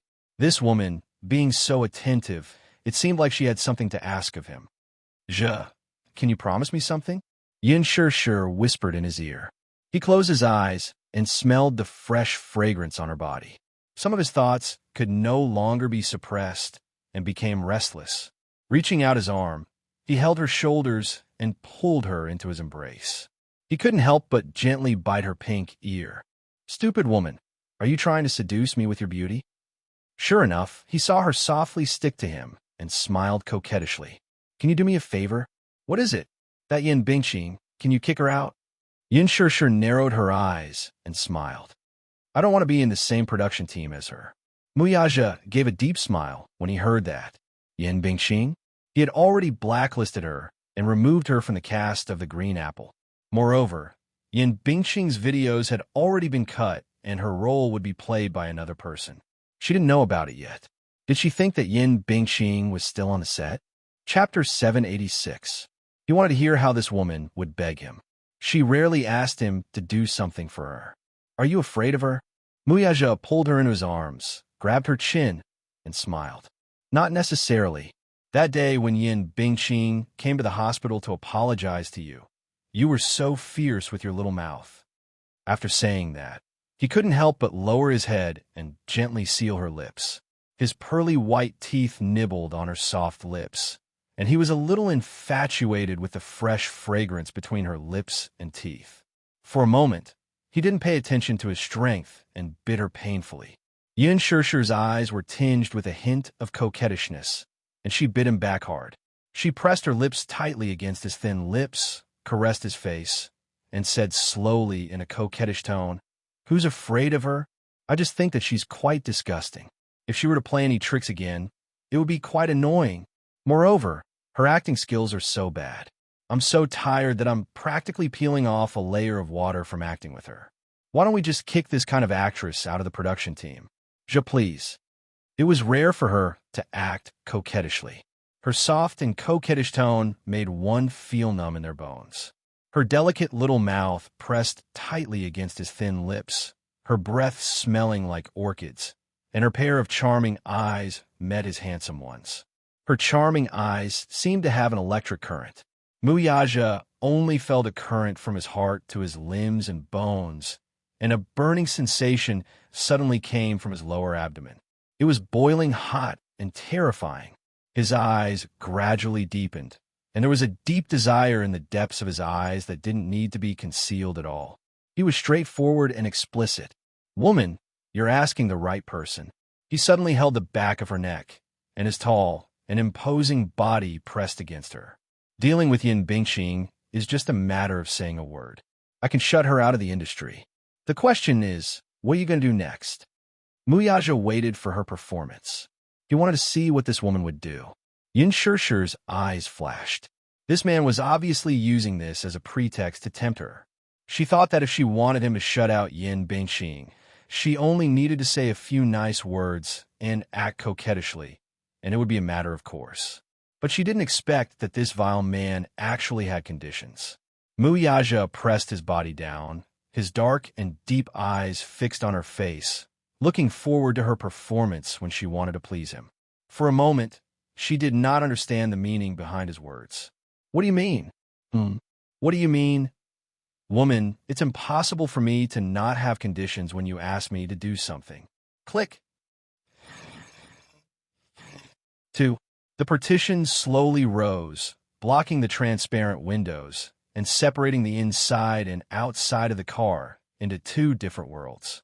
He casually pressed the button, and the atmosphere lights in the car lit up with a purple light. At this moment, the private car park was surrounded by darkness. "You have conditions?" Yin Shishir's lips were a little stiff. "What conditions?" He slowly attached himself to her ear, and his sexy and charming voice whispered in her ear, "Woman, please me him." Chapter 787. At this moment, Muyaja was like a strategist. In fact, when it came to relationships, the man was usually the one who took the initiative. Yin Shishir, in particular, was the passive party most of the time. He wanted to see how she would perform if she were to take the initiative in this matter. Yin Shishir pursed her lips, feeling like retreating a little. Muyaja glanced at the flickering light in her eyes and teased, "Why? You don't dare? What's there to be afraid of?" Yin Shishir refused to admit her mistake. "I just don't know how to. I'll teach you." With that, Muyaja bent his head and kissed her. The moment he kissed her, she was still as delicious and tempting as before. The tip of his tongue kept rubbing against her lips, infatuated with the sweet taste between her lips and teeth. However, no matter how much he kissed, he could not get enough of it. Her little mouth was like the most addictive poison in the world, and he wanted more after tasting it. During their vacation on the island, with Yun Tianyo's interference, he did not have the chance to be intimate with her. His body was already tense from yearning for her. He wanted her very much, especially when he kissed her lips. The desire buried in his body became more and more clamorous and restless. Hugging her, his arms slowly slid down to her waist and gently kneaded her soft waist. It was so small that he could hold it in his hand. She was thin and petite. Yin Shishir nestled in his spacious embrace and knew how to respond. The dark desire in her body was also aroused by him and rippled like a river of spring water. Suddenly, he stopped the kiss and looked up at her with a meaningful gaze. Yin Shishir, who was originally immersed in the endless tenderness of the kiss, stopped abruptly. "Have you learned it?" he asked in a low voice. Yin Shishir pursed her lips and said somewhat mockingly, "Your kissing skills are average." "Average?" Mu Yaja's eyes revealed a dangerous look. "Are you saying that my kissing skills are average? Don't tell me that you've never kissed any woman before me." Yin Shishir asked with a sly look in her eyes. Mu Yaja glanced at her, but did not say anything. This stupid woman. How could he admit that he had never had any woman before her? She was his only woman. Yin Shishir slowly caressed his lips, held his face, and gently kissed the corner of his mouth, continuing the kiss that had stopped abruptly. The temperature in the car suddenly rose. She placed her hands on his shoulders and suddenly flipped over to sit on top of him. Her enchanting and coquettish figure intimately pressed against him. Her small hand slowly moved downwards along his chest. Yin Tianyu sat in the study room. During his vacation, his tablet and phone had been confiscated by Mu Yaja. Once he got home, he switched on his computer. His inbox was flooded with emails. He was browsing through the emails when his phone rang. Yu picked up the call and heard Lee Hanlon's voice from the other end. "Director Yun, your call finally got through. I thought you were missing and was so worried that I almost filed a missing person report for you." Yu's lips twitched. "I went on vacation with my dearest mommy." "Vacation?" Lee Hanlon was stunned. It was so scary. For the past few days, he could not get through to his phone, did not reply to his messages, and did not reply to his emails. It was as if he had disappeared into thin air. "I have something to report," Yu said. Chapter 788. Lee Hanlon then told him about how Yin Bingqing had been banned from the entertainment industry. Yin Tianyu interrupted him impatiently. "You don't have to tell me about this. Question mark. What does Yin Bingqing have to do with me?" "Director Yin Bingqing was blacklisted by Huan Yu because of Mu Yaja's order," said Lee Hanlon. Yin Tianyo's interest was piqued when he brought it up. "Why?" "Because Yin Bingqing bullied a newbie in the production team. She used a scene to slap a newbie 16 times. Bullied a newbie? Yin Tianyu tapped his fingertips on the tabletop and narrowed his eyes dangerously. Yin Bingqing slapped the newbie. An ominous feeling rose in his heart. Sure enough, he heard Lee Hanlon's solemn voice say, "Rumor has it that the newbie who was slapped 16 times is your mommy." Yin Bingqing slapped her a total of 16 times. "I heard that many people present saw it. However, to protect your mommy, Huan Yu ordered the production team to keep it a secret, so *M in it." Yin Tianyu stood up abruptly and walked to the window. He clenched his fists tightly and was filled with hostility. "Why didn't you tell me earlier? I only found out about this 2 days ago. I don't pay much attention to entertainment news, so I only found out about it from the media reports 2 days ago. I tried calling you, but I couldn't get through." Lee Hanlon's tone was full of guilt. Yin Tianyu bit his knuckles hard. His handsome brows furrowed deeply as he looked out of the window. His pair of clear and bright peach blossom eyes instantly emitted a piercingly cold glint. How could he be so careless? His mommy was injured, yet he only found out about it now. It cannot be wrong. That Yin Bingqing must have bullied his mommy a lot in the production team. Mild concussion, subconjunctival hemorrhage, perforated eardrum. In his mind, every frightening word flashed through his mind. He had seen his mommy's medical report. The doctor said that it was an accidental injury during filming, so he was skeptical at that time. Injury? If mommy was filming martial arts, it was understandable for her to tease and injure herself. However, he had secretly glanced at the script a few times when filming a youth drama. There was no dangerous plot at all. How could mommy be so seriously injured? Could filming produce subconjunctival hemorrhage? Perforated eardrums? Yun Tianyu did not believe her. However, Miyaja had also said the same thing. Even mommy didn't mention it too much. When he asked repeatedly after the incident, mommy only said that it was because of an injury during filming. He never thought that his mommy would be bullied to this extent on set. His hand that was gripping the phone kept trembling, and his knuckles turned white. Lee Hanlon also wanted to hide it from him, but after thinking about it, he didn't dare to do so. Yin Tianyu would find out about this sooner or later. Yun Shishir had always been his reverse scale, his weakness. No one could touch her.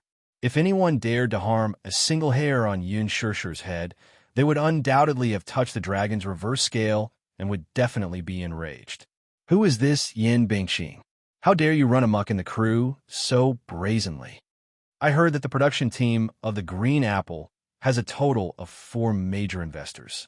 Other than Liji Holdings, there are 3 other powerful investors. One of the investors was Yang Shouqing. Yin Bingxing's biggest backer is Yang Shouqing. Yang Shouqing, the boss of Hong Kong's European King Entertainment.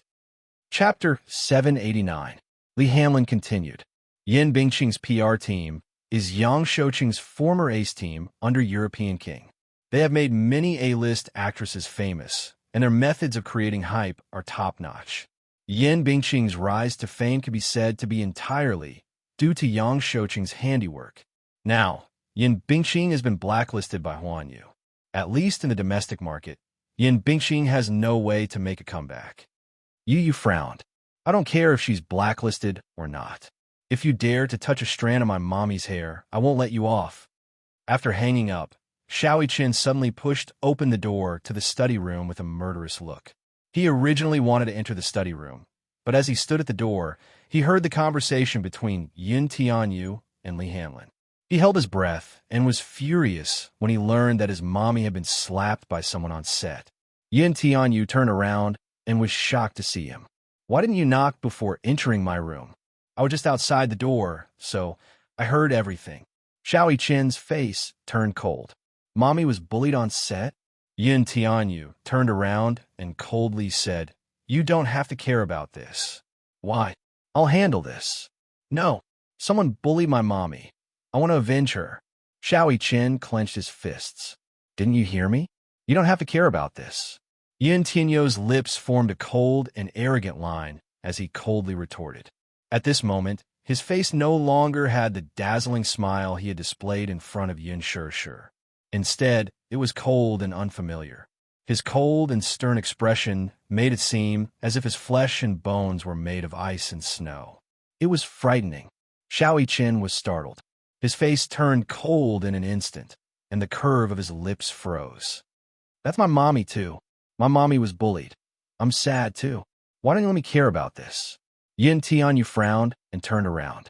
Just as he was about to flare up, he caught sight of Xiao Chen's determined expression. Glancing at his flushed face, the words that were about to escape his lips froze in his throat. I can tell you, but you have to keep this a secret from Mommy. Xiao Chen nodded. Okay. Yin Shishir had just returned home and put the daily necessities she had bought in the storeroom. She called out loudly, You Xiao Chen. Not long after, the 2 little lads pounced on her with bright smiles on their faces, each occupying half of her arms. Yin Shishir hugged the 2 glutinous rice balls tightly. Mommy, you're back. Mommy, you kiss. The 2 little balls fought to be the first to kiss Yin Shishir's cheeks, ignoring Muyaja, who was behind them, as if he was air. Muyaja deeply felt that he was being ignored. Yu suddenly asked suspiciously, Mommy, why are you back so late? Yin Shishir's face revealed a hint of awkwardness. She subconsciously avoided his suspicious gaze and explained, Mommy went to the supermarket to buy some things. But you've been out for 4 hours. Yu narrowed his eyes, which were full of suspicion. The supermarket is very close to home. It takes less than half an hour to go there and back. It won't take 4 hours at all. Yin Shirshi's face broke out in cold sweat. She was somewhat speechless. Did Mommy secretly do something behind my back? As Yu spoke, he glanced warily at Mu Yaja behind him. His intuition was so sharp that it made Yin Shirshir blush with shame. This little guy, did he have to be so sensitive? Chapter 790. Yu, Mommy will cook dinner for you guys today, okay? Yin Shirshir smilingly interrupted him to avoid this dangerous topic. Her suggestion was met with Yu's heartless rejection. Mommy, you've just recovered from your injury, so don't go to the kitchen. Besides, the food you cook isn't as good as mine. Every time you finish cooking, the kitchen will be a mess, as if after a war. It's very tiring for me to clean up. Muyaja could not help glancing at her when he heard this. Yin Shirshir blushed a little at his ridicule, and the corner of her lips twitched violently. How could this rascal ruin her plans like this? Yin Shirshir helplessly sat down on the sofa. It was rare for her to show off her culinary skills, but with Yu around, she did not even have the chance to do so. She could only carry Xiaoyi-Chen on the sofa and watch cartoons with him. Mommy, I don't like to watch cartoons. Xiaoyi-Chen comfortably nestled in her arms and acted coquettishly. Yin Shirshir raised a brow. What do you like to watch, then? Channel 7. Channel 7. Yin Shirshir fell silent. Channel 7 was a military channel, and its content was all about war and military affairs. Hence, Yin Shirshir switched to Channel 7. In the kitchen, there were flashes of knives and swords. When Muyaja entered the kitchen, he saw Yin Tianyo's back, who was earnestly washing the dishes. Sensing his footsteps, Yin Tianyu turned to look at him from the corner of his eyes and suddenly asked, Daddy, what do you like to eat? HM? Muyaja raised a brow in surprise. When he realized that this daddy really came from the little guy's mouth, he was slightly stunned. This was the first time this little guy had taken the initiative to call him daddy. In the past, when the little guy called him daddy, he would either coerce or force him to do so unwillingly. Today, this was the first time he had taken the initiative to call him that. Muyaja's heart warmed, and he couldn't come back to his senses for a moment. Yin Tianyu furrowed his brows and blurted out, Daddy, why aren't you saying anything? Is he suffering from Alzheimer's? Muyaja's face instantly darkened. This guy was not cute at all. She felt touched just now. Muyaja couldn't help but reach out to rub his hair. Yin Tianyu did not evade him, though. Instead, he quietly let him ravage his hair like a docile kitten. Muyaja was even more surprised. In the past, Yu was extremely repulsed by his intimate actions. If someone touched him, even if it was just a strand of his hair, he would avoid it like the plague. He wouldn't let anyone touch him at all. Muyaja was puzzled. Was this child possessed? Today, he was unexpectedly docile and cute. He was not like before, when he would bare his fangs and brandish his claws at him like a kitten whose territory was threatened. Muyaja tentatively pinched his cheeks again. They were sticky, soft, and chubby. The flesh on his face was as tender as tofu. It felt good to the touch. Yu did not resist at all. Instead, he let him ravage his cheeks, but his hands did not stop moving. He quietly washed the vegetables, smoothed them out, and placed them on the chopping board. Just as he picked up the kitchen knife, a pair of strong arms slowly encircled his waist. His heart skipped a beat. From the corner of his eye, he looked back and saw Muyaja embracing him from behind as if he were hugging a teddy bear. His embrace was so warm and spacious. Chapter 791. He could even clearly feel the man's toned muscles. Those handsome lines were strong and masculine. Yu's hand movements suddenly slowed down. He suddenly remembered that in the past, when kindergarten classes were over, many of his classmates' fathers would wait outside the door early. He would always watch those children fly into their father's arms. He enviously fantasized that such strong chests should be a very warm world, right? Fatherly love was what he yearned for the most since he was young. He would always fantasize about how good it would be if he had a father.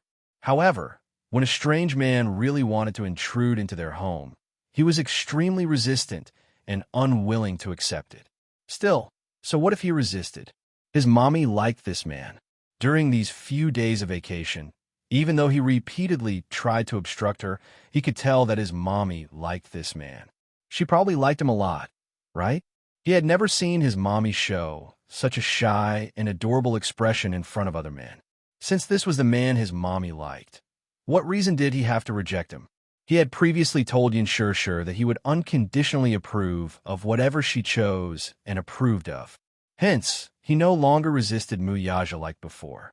This man might really be the man who could accompany his mommy for the rest of her life. Since that was the case, accepting it calmly was the greatest respect he could give her. Even though his possessiveness was causing trouble, he still felt uneasy. He was worried that this father-son pair would invade his mommy's heart. He was no longer as important as he used to be. Yu bit his lower lip. When he came back to his senses, he suddenly felt a hand touching his body. It touched his wrist and then his butt. Unable to tolerate it, he turned around and asked, "What are you doing?" Muyaja slapped his butt and muttered to himself, "Baby, why are you so skinny? You're even slimmer than Xiaoi Chen." Yu said, "Can you not compare me to that inhuman?" Xiaoi Chen's physique was shockingly good. When Muyaja first threw him into the special forces, he thought that the little guy would come running back crying. However, less than a month later, the head of the special forces called and said that the young master had adapted well in the training camp. He was young, but his physique was very strong. On the other hand, Yu's physique was very weak. He had touched the boy's frame earlier. The boy's frame was slim and slender, just like a pretty boy's. His arms, especially, were more than enough for him to wrap around the boy's arms with 2 fingers and still have room to spare. Yu took a rag and slowly wiped the kitchen knife. She said indifferently, "I accepted you, but it doesn't mean that I like you. I accepted you because I will accept any man that mommy recognizes unconditionally." Muyaja was startled. His gaze fell on the side of his beautiful and exquisite face, only to see his drooping eyelashes, which were like the feathers of a black phoenix, fluttering like the wings of a butterfly. "Don't you like me?" Muyaja could not help pinching his tender cheeks. "Is the answer important whether I like you or not?" Yu raised a brow and retorted, "How is it not important? Of course, it was important. He was his son. Of course, he cared about his feelings." Chapter 792. I'm just a passerby in your lives. Most of the time, the warmth that mommy needs is not something that I can give her. Only you can give it to her. Mommy likes you, so I accept you. But that doesn't mean that I approve of you. Muyaja was stunned. Yu continued, "I've always doted on mommy. I can't bear to make her sad. So, you're not allowed to bully her. Even if you make her feel wronged, don't let me know. Because even if mommy forgives you, I won't." Muyaja could not help but feel that this son of his was really interesting and adorable to say such things. "You're not allowed to let my mommy down." A pair of beautiful eyes filled with menace. To be honest, it was not appropriate to describe him as a mother-protective demon. His son was a true mother-protective demon. Yu continued, "Since you've provoked my mommy, you'll have to provoke her forever. Don't make mommy sad. She's actually not as stubborn as she looks. She has a fragile heart that will break at the slightest touch.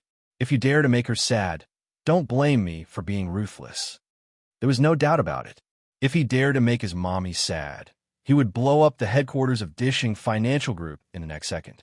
This son of his was only gentle in front of his mommy, but he was really cold and rough to others. Muyaja suddenly caressed Yu's cheek. He lowered his head and planted a loving kiss between his brows.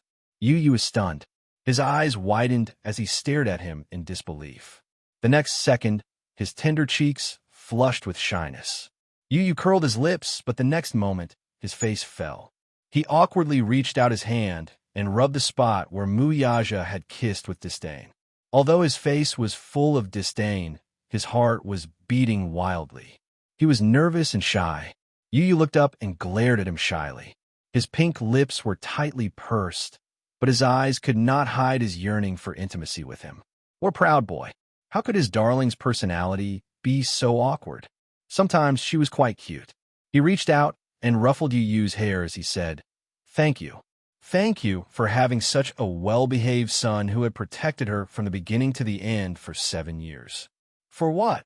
"Thank you for always protecting Mommy. This is what I should do. There's no need to thank me." Yu Yu scoffed. "Oh yeah, what do you like to eat? I'll cook it for you. You're willing to cook for me?" Yu Yu blushed and said coldly, "Why can't I? I like everything you cook," Muyaja said honestly. In fact, he was extremely picky. However, as long as it was something his son made for him, he would like it. Yu Yu pursed her lips and pondered for a moment. "All right, I'll make sweet and sour pork for you." "Okay." Muyaja turned around and bumped into Yun Shishir and Xiao Chen, who were eavesdropping on their conversation at the door. The father and son's lips twitched. Yun Shishir said coquettishly, "Yu Yu, how dare you give your daddy special treatment behind my and Xiao Chen's back?" Yu Yu immediately felt wronged. "Mommy, no, I didn't give him. That's great. Daddy can give us special treatment. We all have special treatment," Xiao Chen said enviously. Chapter 793. Yu Yu made sweet and sour pork for Daddy, but what did he make for Mommy? Yun Shishir teased him. Yu Yu replied cutely, "Yu Yu made Mommy's favorite food. Sweet and sour pork is also Mommy's favorite. Yu Yu only has Mommy in his heart." "All right, I won't tease you anymore." Yun Shishir did not know whether to laugh or cry. Her precious son was so adorable. Looking at Yun Shishir's charming smile, Yun Tianyo's heart was filled with contentment. He knew clearly that his mommy was teasing him on purpose. That was because his mommy loved his innocence the most. He unreservedly displayed the side of him that his mommy loved the most, even if he did not hesitate to act cute. The dim lights on the quiet street made it seem even more deserted. The night gradually turned chilly, and the evening wind blew a chill. Yin Bingxing could not help shrinking her body and quickening her pace. Returning home late from the studio, Yin Bingxing looked dejected as she paced back and forth on the street corner. In the past, when she was alone on the streets, she wished she could be fully armed, wearing sunglasses and a hat, for fear that the paparazzi would tail her and take photos. Now, however, no matter how gorgeously dressed she was, the paparazzi would no longer tail her. Huan Yu's ban was thorough. In the first few days, her scandals were all over the internet. Her unbearable past was exposed to the public. Adultery, abortion, drug addiction, corrupt private life, and being a kept woman. These unsightly scandals were displayed one by one in front of everyone. Her reputation took a nosedive. This was the entertainment industry. When you were promoted, you were a high and mighty queen with limitless glory. When you were stepped on, you became a drowning dog that everyone despised. Everyone stepped on you, and each step was more heartless than the last. In the past, when she appeared in the headlines, her makeup was exquisite and her beauty was stunning. Now, however, when the media published her photos, she was haggard, disheveled, and down and out. Following that, Huan Yu issued an order to prohibit any media from reporting anything related to her. As long as there were rumors about her on the internet, they would be quickly deleted. News about her vanished without a trace on the vast internet, and there was no longer any exposure for her. This was Huan Yu's method, ruthless and thorough. She had thoroughly experienced Mu Yaja's ruthlessness. Yin Bingxing laughed mockingly. She suddenly felt that she was so pitiful. She had offended Mu Yaja, but she didn't even have a chance to struggle. But that wasn't the most terrifying part. What was even more frightening was that in addition to the mainland, Hong Kong, and overseas, all the advertising endorsements, movie contracts, and resources that she had racked her brains to obtain, those originally loyal fans had all left her. Regarding her, there was only a sea of criticism on the internet. It wasn't as if she hadn't experienced a low point since her debut. But for so many years, she had exhausted all means to achieve fame and fortune. She was almost unscrupulous. It wasn't easy for her to be crowned as Huan Yu's big sister.